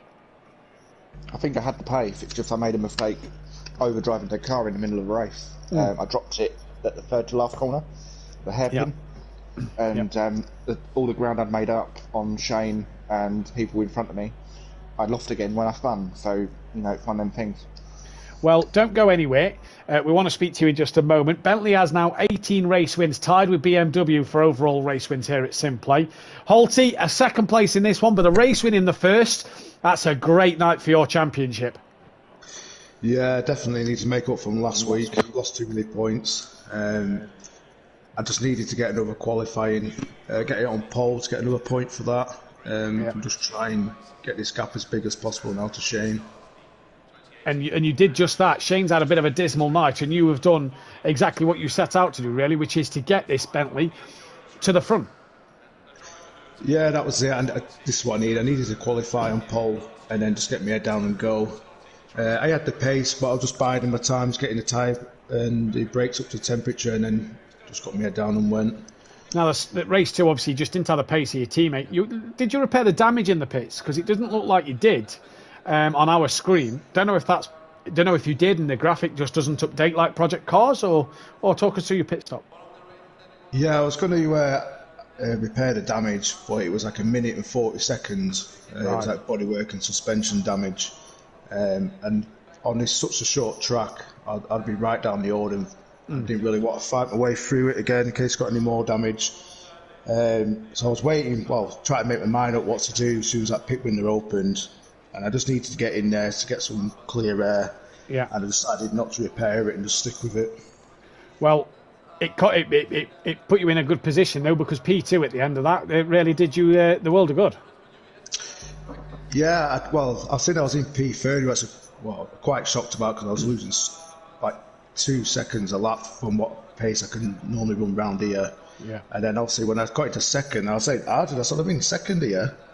So I didn't even know if I thought it was someone else in 2nd place. So I just had to try and live with the damage, really, and just get the car home. Got the car home, and but the question to both of you, next week, Brands Hatch, you got a lot of work to do for next week, because I can tell you from experience, it's not the best car around there, but what can you guys do at Brands? Obviously a circuit you're both familiar with. Just score as well. I just need to try and finish above Shane, really, or behind him. Arjun? Yeah, it's a track we know of. We know from people talking about Bentley's not the strongest of tracks, but like I say every week, it's just turn up, score what I can, and hope for the best. And finally, both of you again, Constructors Champions. Kieran, another Pro-Am one under your belt. Holty, I believe that's your first championship of some kind to your name. Yeah, that's brilliant. Well done. Cheers, Argent. Yeah, always a bridesmaid, always a bride for me, isn't it? Every time Kieran's been in Pro-Am and his team have won the championship, his teammate has won the Drivers' Championship. So, Holty, that must be in your favour going into next week and the final week. I hope so. I just hope I don't have any internet problems then. Well, congratulations tonight, boys. We'll let you get to it and celebrate. Dan, final words from you and your driver of the day. Well, obviously the end of that race has really helped calm my nerves a little bit for tomorrow night, but I still don't know what's going to happen. No, been a great night's worth of racing. Congratulations to the boys in the chat on their constructors win. With a couple of rounds still to go with Branson Mazzano, it's quite impressive that they've got it done and dusted so early on.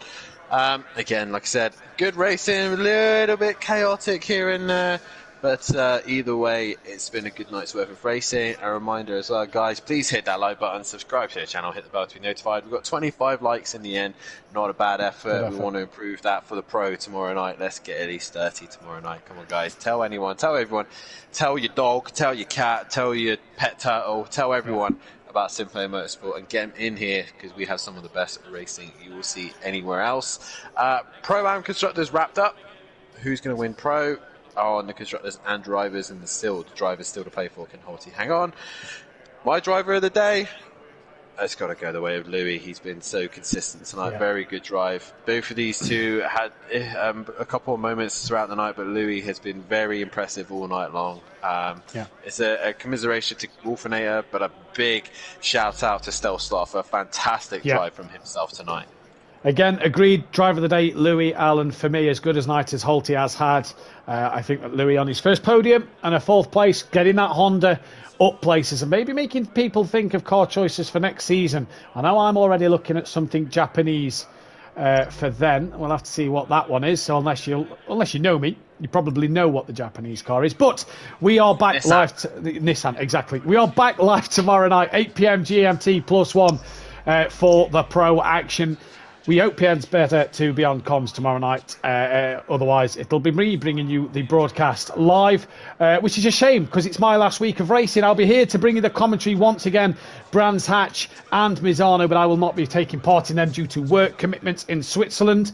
And also join Dan Davis live on Sunday night for the third ultimate round, if you will. Not the penultimate, but the third ultimate, we'll call it, round. Mexico, Jamie versus James in the championship fight. Will James be there after he's just had his little baby girl? We will be back next week, myself and Dan. And if you please could, do check out a week on Friday. So not this Friday, the week after. Please come and check out. I'll post a link in the Discord. Racing Unleashed. Come and show me your support as I do the full season of professional commentary. Come and give me your support over there as well. But I'll mention that more in detail next week. That's been Pro-Am. A&H Motorsport are your constructors champions, and Kieran Argent does it again in Pro-Am. We will be back next week. Can Holty wrap up the drivers? Only one place to find out. We'll see you next time. Good night. Good night.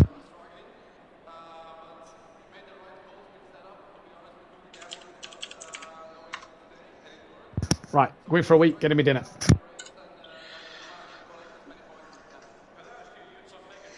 Oh, fat headache, man. So can I win this championship next week then? Yeah, Depending on the result. mathematically. Yeah, depending on results, penalties, all that stuff. See what happens. I don't know if Shane's involved in the instance. I didn't see anyone all night other than Shane at the end of race 1. Yeah, like everyone else is too busy having their little hiccups and troubles. Where are you, Holty? Right, so there is So basically, there's 40 points available. Yeah. 40 points. There's 104 points available. Shane is 64 behind you.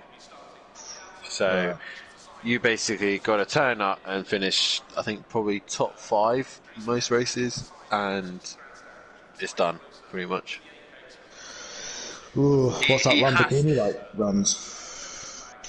I don't actually know. I drove the McLaren for the 4 hour. Yeah, the McLaren is actually very good round there, but it's not the best car. It's the Ferrari and the Aston Martin that are the best cars. But obviously in Pro-Am, whatever's been the best car hasn't always turned out to be the best car on the night. Yeah. You know what I mean?